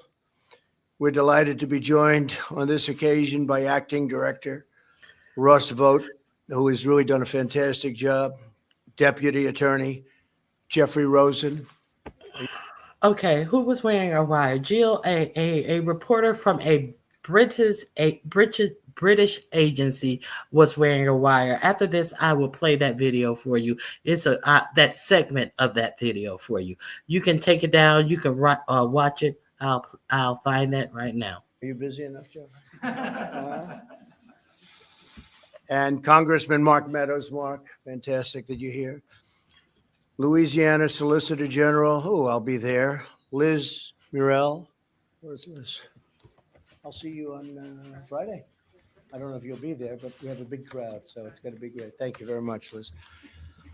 And several other state and local officials, we want to thank you all for being here. For many decades, federal agencies have been issuing thousands of pages of so-called guidance documents, a pernicious kind of regulation imposed by unaccountable bureaucrats in the form of commentary on how rules should be interpreted. All too often, guidance documents are a backdoor for regulators to effectively change the laws and vastly expand their scope and reach. Guidance has frequently been used to subject U.S. citizens and businesses to arbitrary and sometimes abusive enforcement actions. It sounds like they're talking about me. I think they're talking about me. Oh, and that's supposed to be cute. That's supposed to be cute. Okay, Might let's have continue. a conflict in signing this deal. Because of these materials and the fact that these materials are too... So he thinks that he is somebody who can enact abuse on this nation. Let's be clear. Let's be clear. And they trying to sit back at, oh my God, this shit is disgusting. Often hidden and hard to find. Many Americans learn of the rules only when federal agents come knocking on the door. This regulatory overreach gravely... I'm trying to get to the museum. And at that shit. point, the These can make the regulations that generation cattle rancher at the Point Reyes National. We're canceling restrictions that devastated American auto workers, meaning fair trade deals.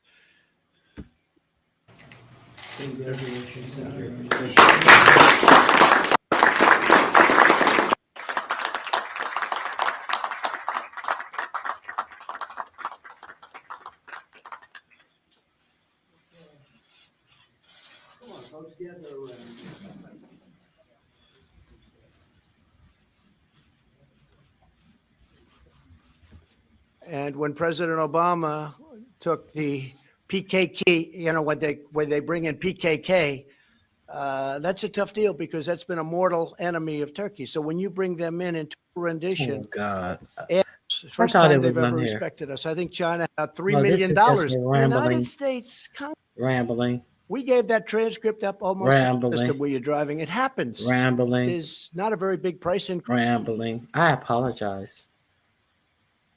Rambling. Many miles away for them, for Let me Afghanistan, see one in if Iraq, one of these one in were- Syria from 2 weeks ago. Let me see if he was And signing. sometimes I call the that parents. Sometimes here. I see the parents.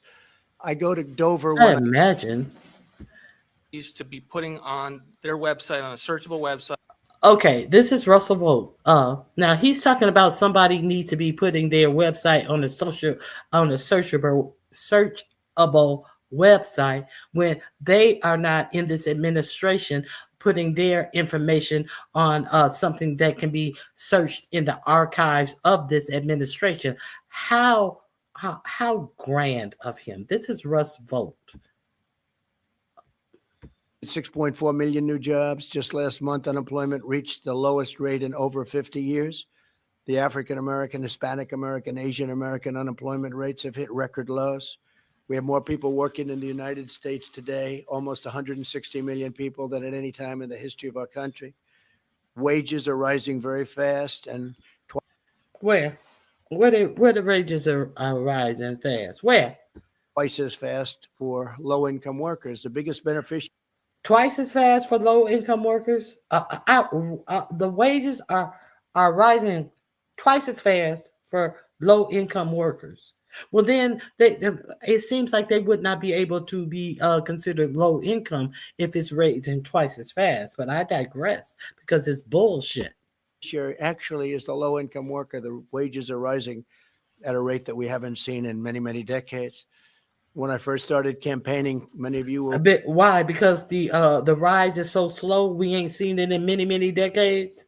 Let's continue. With me, I used to talk about workers that would make more years ago, 21 years ago, than they made a few years ago, because now it's gone up a lot.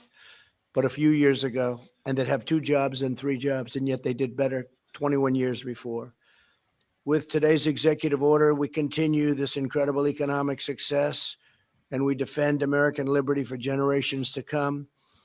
I would like to now invite Acting Director of OMB, Russ Vogt, to say a few words about the exciting news. And I want to thank Russ for doing an incredible job. And when Russ is finished, we're going to sign the executive orders. Thank you very much.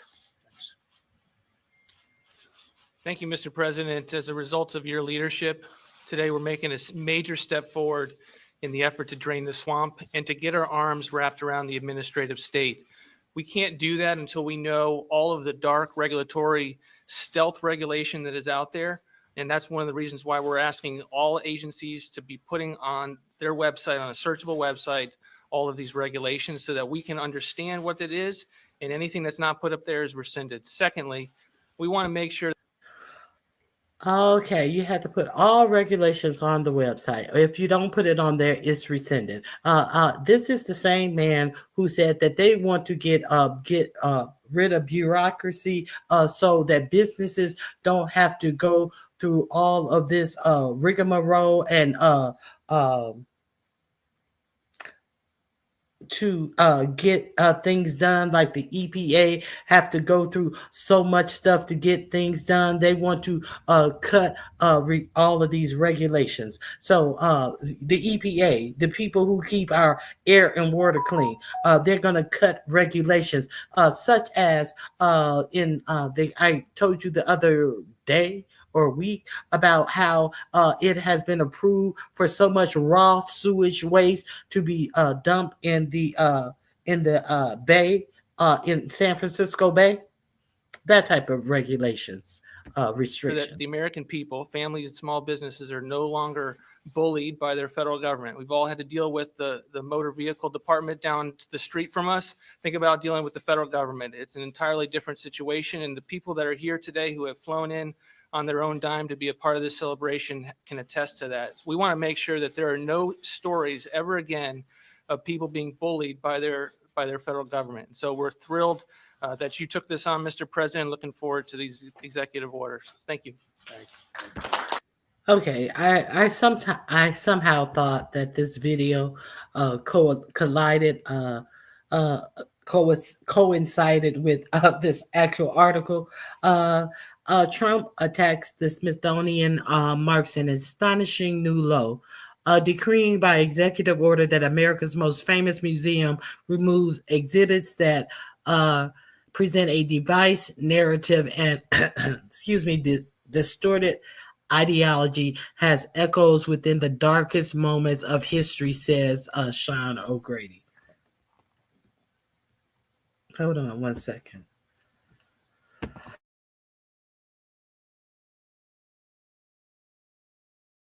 I apologize. Yeah, I apologize for trying to find a point in that. I had the article, but I assumed that they were going to explain what they were doing. Okay, Donald Trump and his gang spent a good deal of time ranting about obvious mythical. Wait a minute, I need to enlarge this.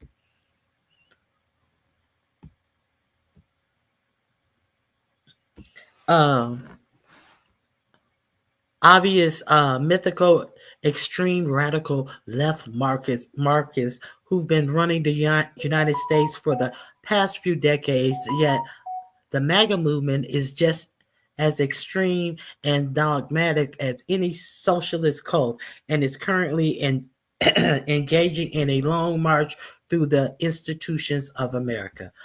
In Trump's latest executive order, he targets the Smithsonian Institution and semi-autonomous cultural and scientific organization in Washington, D.C. that has offended the thought of the police of the White House. So far, from permitting the Smithsonian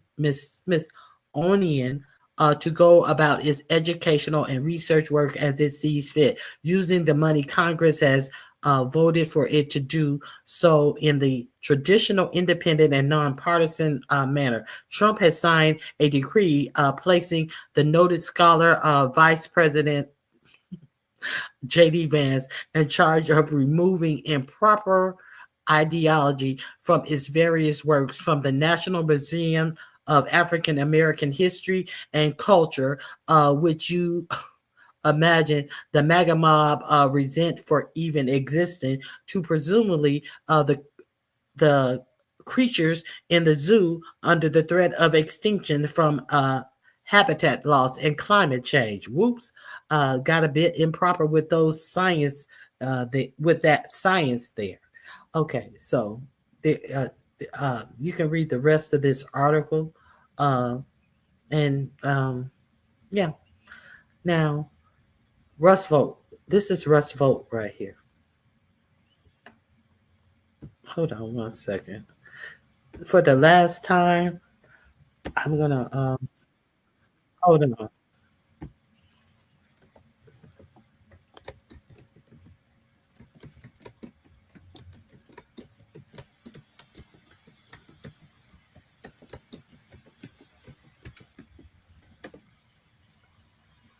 Okay.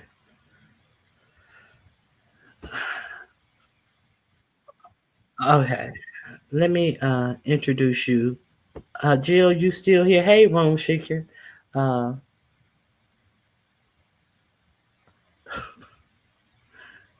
I can't stand hearing this man. Uh, uh, Lord, let me take all of my medicine before I had to face the white folks for work while I'm pissed. We are being erased. Yes, truth and reason. I just really think that this is important to understand the totality in which these people are systematically doing this. He just lied. Okay, Jill's comfort zone. I hope you're here. I'm going to play for you one more time, and I will drop the link in the chat. The name of this is Project 2025 co-author lays out radical agenda for next Trump term in undercover video. Russ Vogt is in this video. I am playing the part where the guy who's about to introduce this undercover investigator to Russ Vogt says how they are doing everything in a way that remember I played Ayanna Pressley questioning the people from Project 2025 what they had in store in this secret fourth tier agenda for Project 2025, and they would not answer her. This man is saying that we have a different tier of that we are going to enact in the first days of a new conservative White House, and we don't want it to be able to be found on FOIA. And we understand that this administration has been using this Signal app for everything in the Doge department up until strikes on Yemen on an app that they cannot get a FOIA request sent on because the app erases. So this has been a long time in the working is all I'm trying to say. I'm just trying to connect it. So let me share that screen with you. You can it's I think it's a 12 to 15 minute video. This it's on Democracy Now. So let's check this out. I just tried to explain it. Let's check this out. I'm gonna put it on.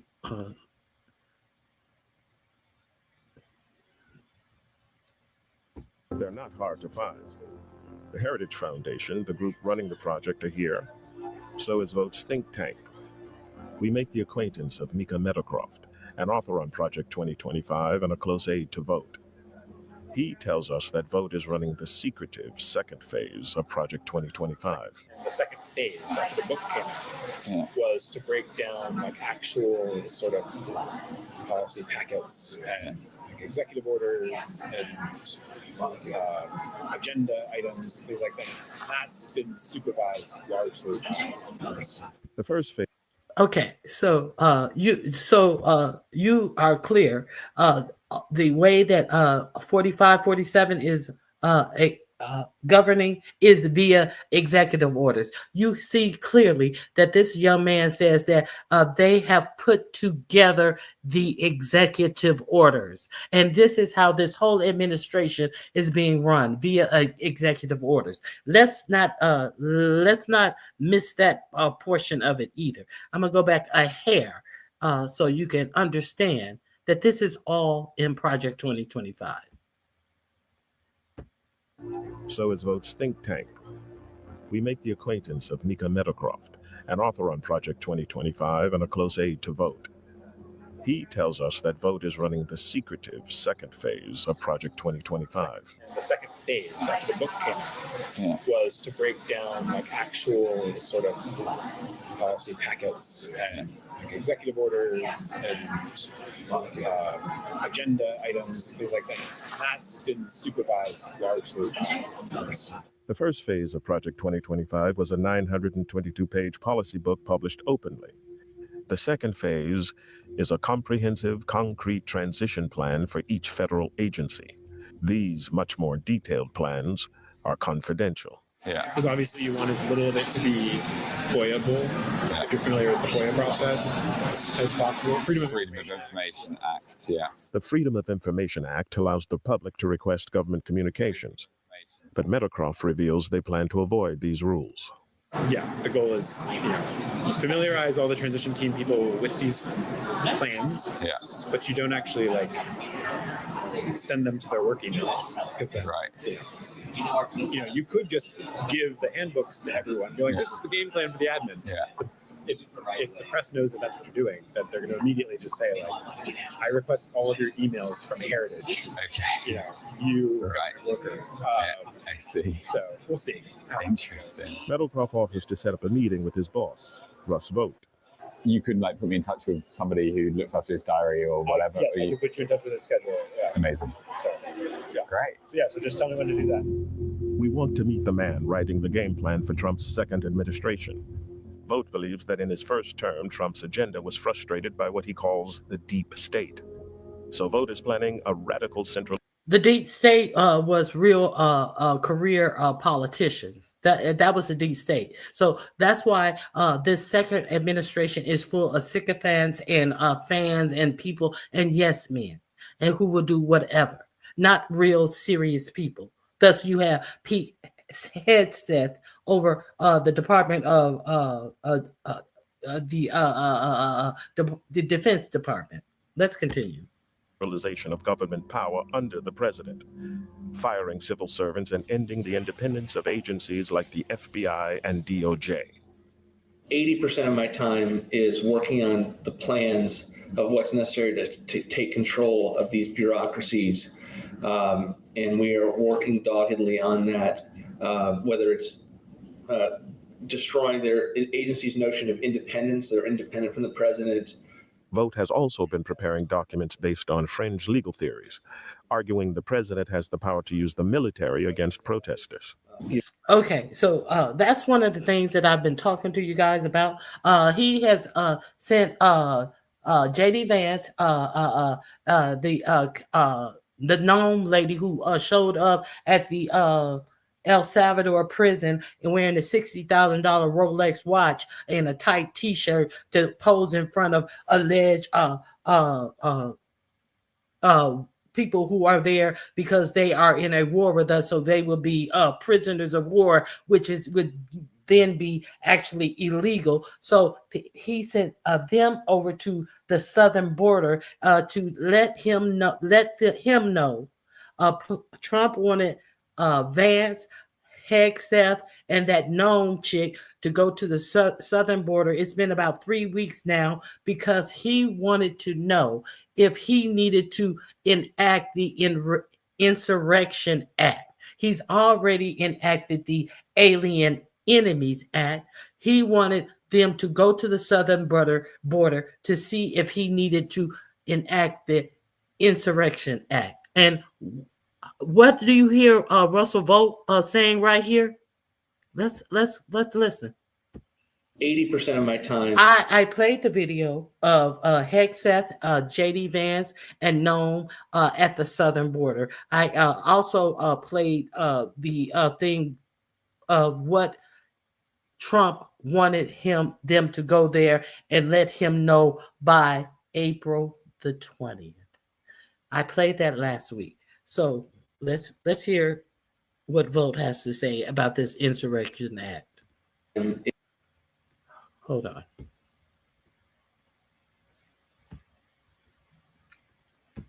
So Vogt is planning a radical centralization of government power under the president, firing civil servants and ending the independence of agencies like the FBI and DOJ.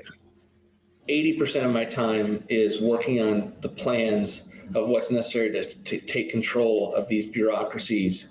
And we are working doggedly on that, whether it's destroying their agency's notion of independence. They're independent from the president.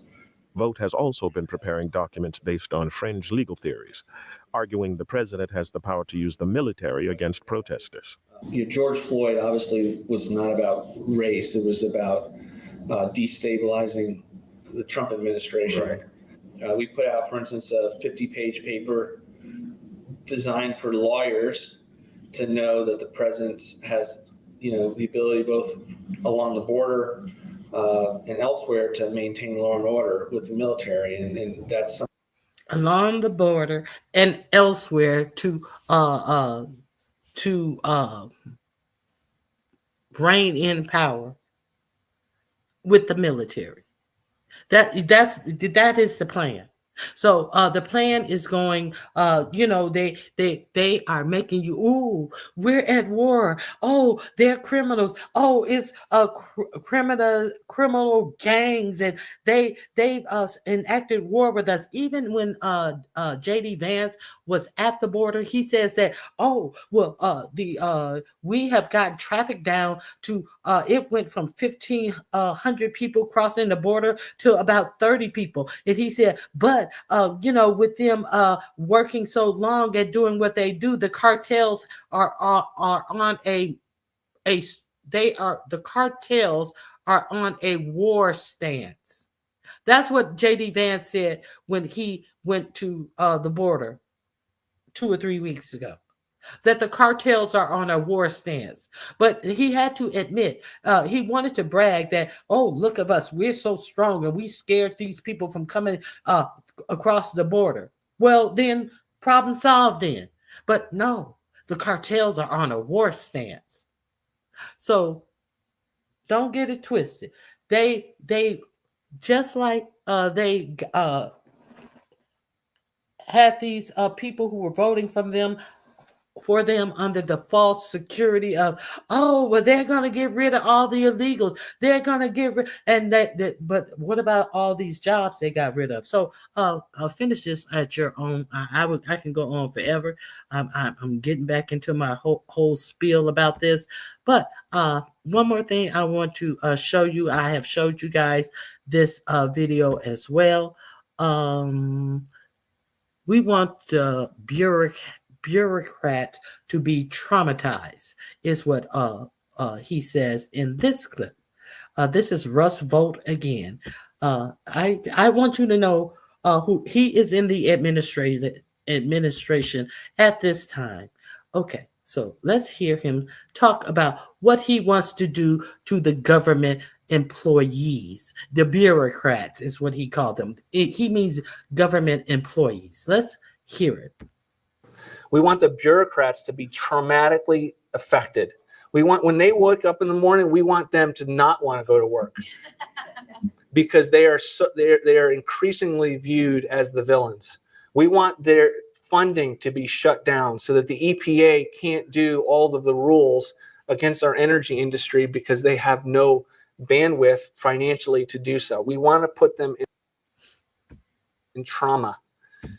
We want to put them in trauma so the EPA can't go against our fossil fuel industry because they won't have the bandwidth, which means they won't have the money to go up against fossil fuel industry. Drill, baby, drill.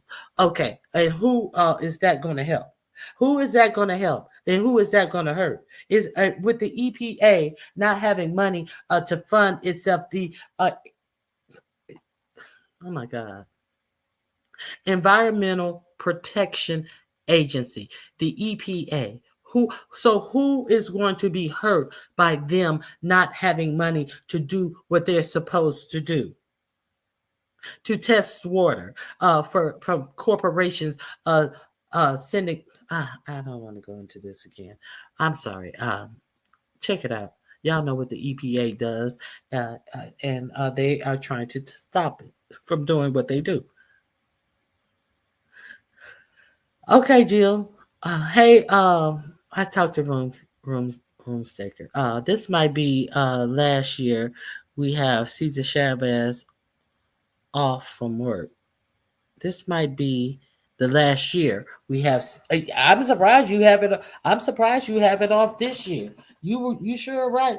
I am surprised. Were you guys able to celebrate Black History Month in your schools this year? I mean, I am really surprised. Okay, so let me see. Let me end with there's a couple other things that I did not go through that I had stored up. Let me make sure. We'll end with a bang.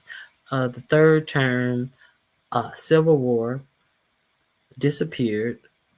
The museum. We'll meet Pam Blondie tomorrow, who's not going to hold anybody in this administration responsible for anything that they have done that has been against the Constitution. She's not going to do it. Okay, so let's end with a bang. We know the White House Correspondents' Dinner is coming up, so let's check this out. You know, where they invite the press, and Obama dragged Trump that one year, and they feel that is why Trump actually ran for president, because he was so embarrassed. So he has not gone to the Correspondents' Dinner since then because he was so bitter against the Correspondents' Dinner. So let's check out. Let's check out 45. Let's check out this. They have announced who will be. Hey, you did? Hey, D-Ham, how are you? Yes, Juneteenth is definitely on the cutting block. The Jewish Remembrance Day, some Latina Day. Yes, all of these.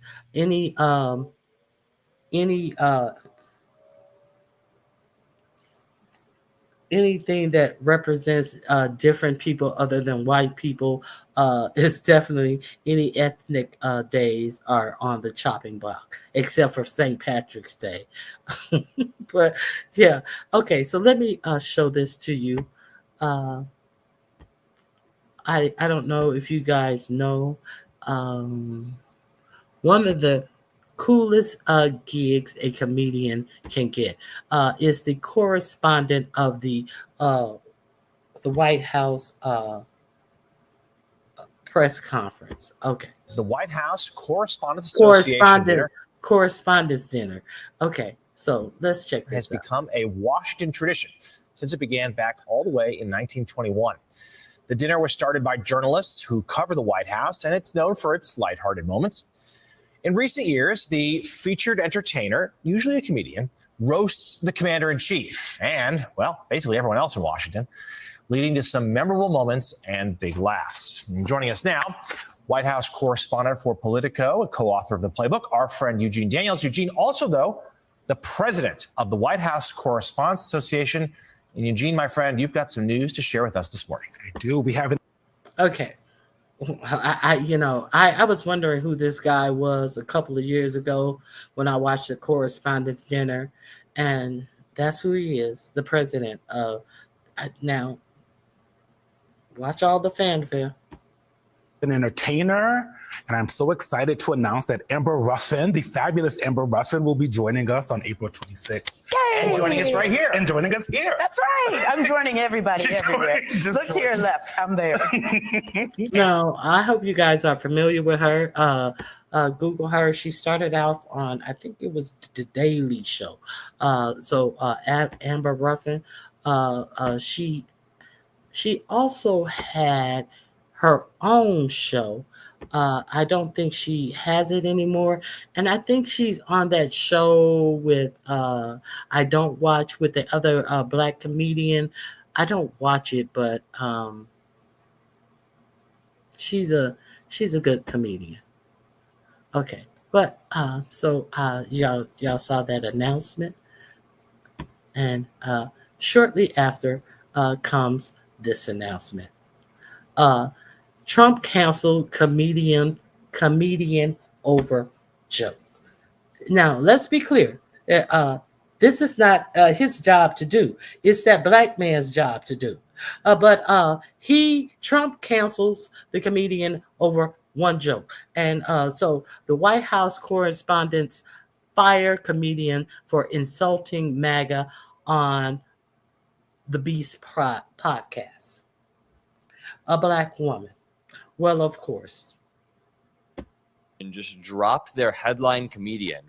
All right, the White House Correspondents Association just dropped their headline comedian because she made some jokes that the MAGA audience found a little bit offensive. And hey, I thought comedy was now legal in America. What the hell, Elon Musk? I guess comedy is legal unless you are a black woman like comedian Amber Ruffin or Jasmine Crockett, who was soft canceled by MAGA recently.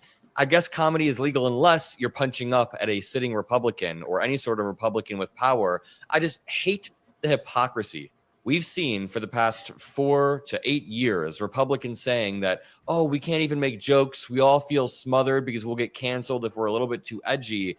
And, I love edgy humor, but you just can't say the N-word. You can't be saying the N-word, folks, to Republicans out there. And now that we have comedians on the left punching up at Donald Trump, Trump supporters are losing their minds. I mean, this says White House correspondents fire comedian for insulting MAGA. Amber Ruffin was removed from the annual dinner next month after a Republican meltdown. And here's how the story goes. The comedian who is set to perform at the White House Correspondents' Dinner was fired from the gig on Saturday, this morning, after the Trump admin took offense to what she said on a recent podcast. And maybe Trump still has PTSD from Obama's joke at the White House Correspondents' Dinner back in 2012, I think it was. But Obama made a joke about Trump about a decade back, and Trump still is definitely petty about that to this day. On Thursday, Amber Ruffin had sparked MAGA rage when she said that she wouldn't try to make sure that her jokes targeted both sides of the political spectrum. And I'll play the jokes that she's been making recently, but I really quickly want to break down this really solid response that I saw from Frank on Twitter. It says, the White House Correspondents Association just yanked Amber Ruffin because this administration is too damn fragile to handle a few well-aimed jokes. Let's be crystal clear. This wasn't about decorum. There are always comedians making jokes at the White House Correspondents' Dinner. That's basically what it is.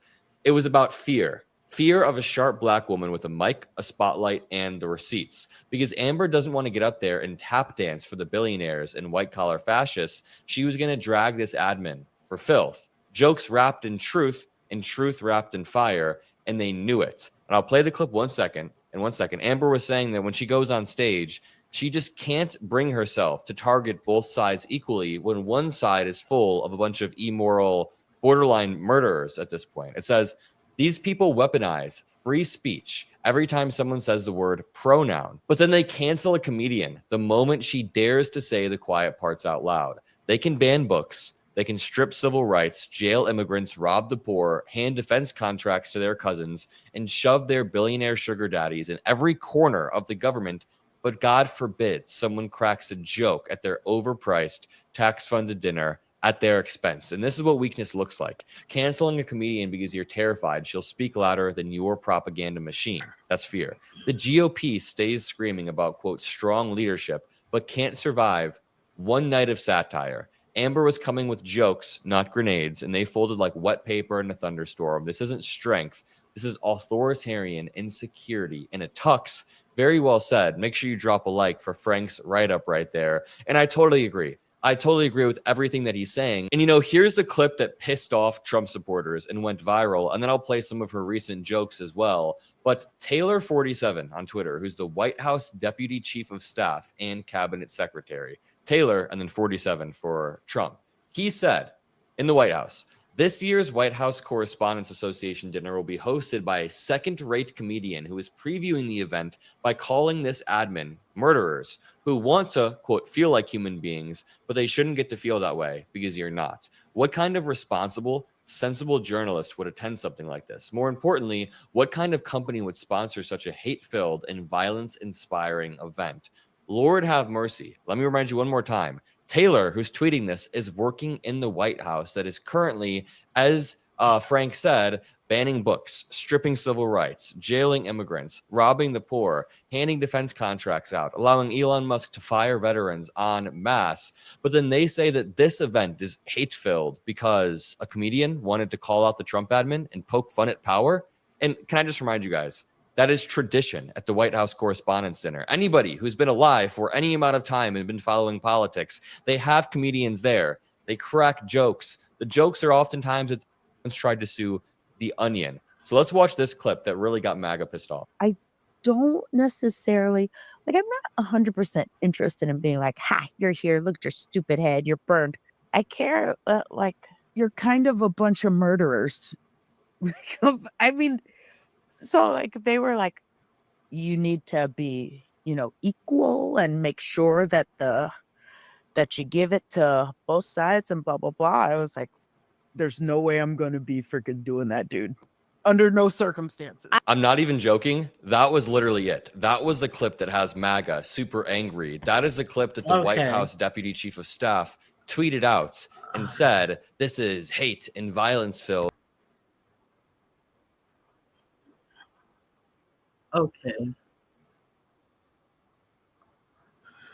All right, so maybe Rump should be the host comedian. He's over the JFK Center. Isn't he everything to everyone? He wants to be over culture that he has none of. You would think he would have some. He's just a whole ogre, in my opinion. Now, this may be the reason why he cannot stand being at the correspondent dinner. Who remembers this?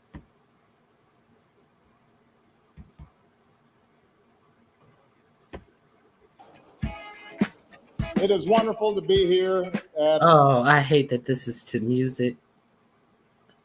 I don't want it to demonetize my... Hold on. Why did they put it to music? Ugh. Hold on 1 second. Maybe so I wouldn't play it. Let me see. Let me try this one. Did it change? Want to keep your hair? Let me see if it changed. Yes, it changed. Okay, hold on. Let me try this one. I didn't want that music to bother my Airline where it is. Through hims.com, you can. Let's get past this commercial. Okay, let's try this one more time. Here at the White House It is wonderful to be here at the White House Correspondents' Dinner. What a week. As some of you heard, the state of Hawaii released my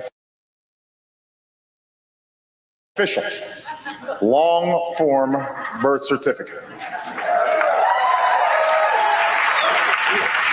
Hopefully, this puts all doubts to rest. But just in case there are any lingering questions, Tonight, I'm prepared to go a step further. Tonight, for the first time, I am releasing my official birth video.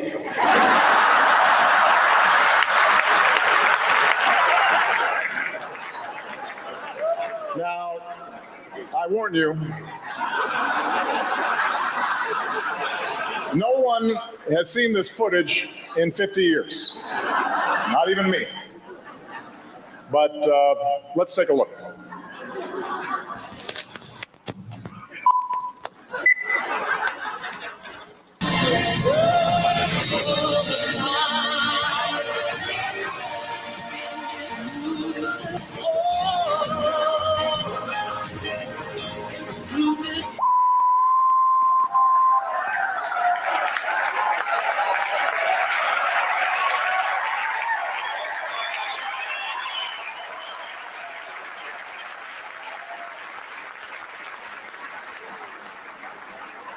Oh well. Back to square one. I want to make clear to the Fox News table, that was a joke. That was not my real birth video. That was a children's cartoon. Call Disney if you don't believe me. They have the original long-form version. Michelle Bachmann is here, though, I understand. And she is thinking about running for president, which is weird because I hear she was born in Canada. Yes, Michelle, this is how it starts.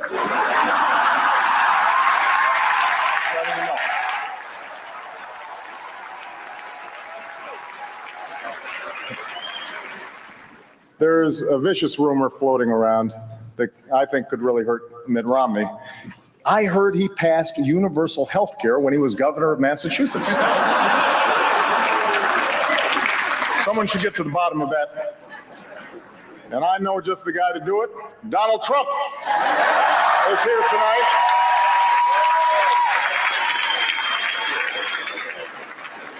Now, I know that he's taken some flack lately, but no one is happier, no one is prouder to put this birth certificate matter to rest than the Donald.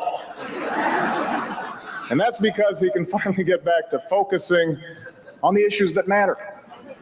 Like, did we fake the moon landing? What really happened in Roswell? And where are Biggie and Tupac?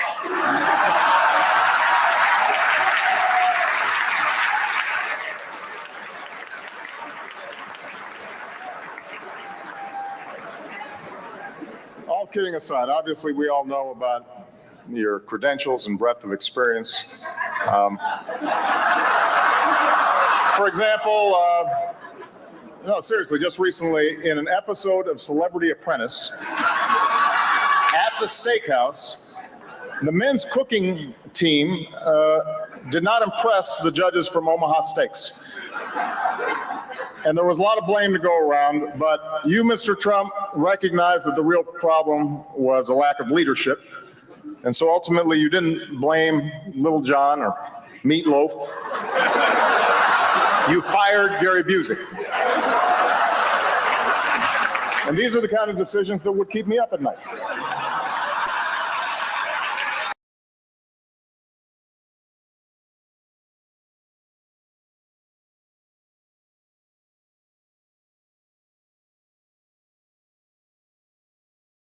Maybe Rump should be the host comedian. So that is that it seems to what had propelled him to enter the next race, and unfortunately, he won, and he's here again. And if you missed the earlier part of my video, there are links in my description box where he is saying that he may run for a third term, and he is very serious about it. So the videos are linked in my description box. I appreciate all of you coming out to spend a little time with me. And I will introduce you guys to Pam Bundy on tomorrow. Pam Bundy, who is our Attorney General, who says that she is going to prosecute people to the fullest extent of the law. But however, she has nothing to say about prosecuting anybody who actually gave up the information about the strikes in Yemen. Pam Bundy is a real hard ass attorney general that we have. I will be remiss. I'm gonna show you a little bit of who I will be introducing on tomorrow. Pam Bundy. Let's take her seriously. Can we take Pam Bundy seriously or no? Let me see. Let me find the right clip that I want.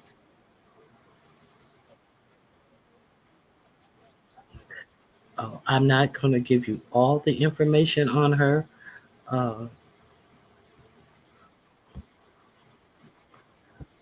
Today I'm not. I just want to show you a little clip of her performance theater.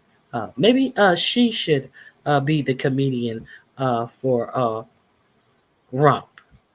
Okay, so let me share this last video on the way out the door. Hey, Renee, I didn't know you were here. I didn't see you. We're gonna share this on.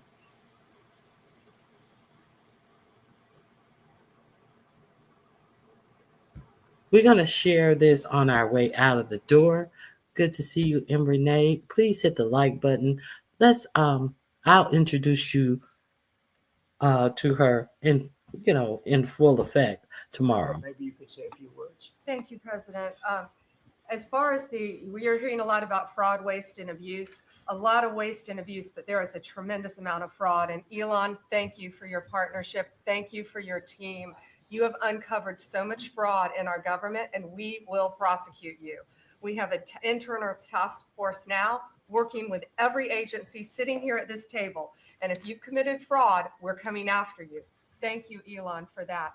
On the violent crime level, thanks to President Trump's directive, we are seeking the death penalty again. So all of these horrible, violent criminals that you're hearing about around the country, they will face the death penalty federally within our country. And the drug dealers need to get out of here because we are coming after you.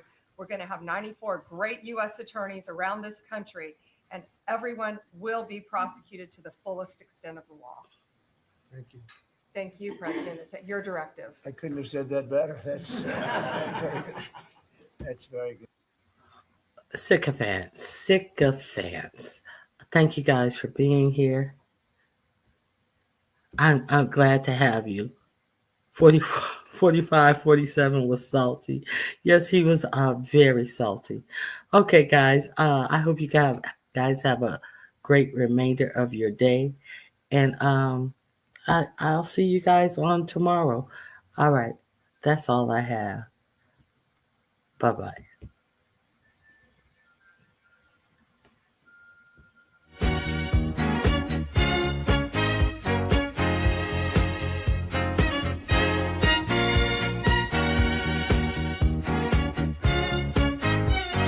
Take a seat and go meet Ronnie. Sweet, sweet, sweet, sweet Ronnie. No day complete without my Ronnie. She can't be beat. Sweet, sweet Ronnie.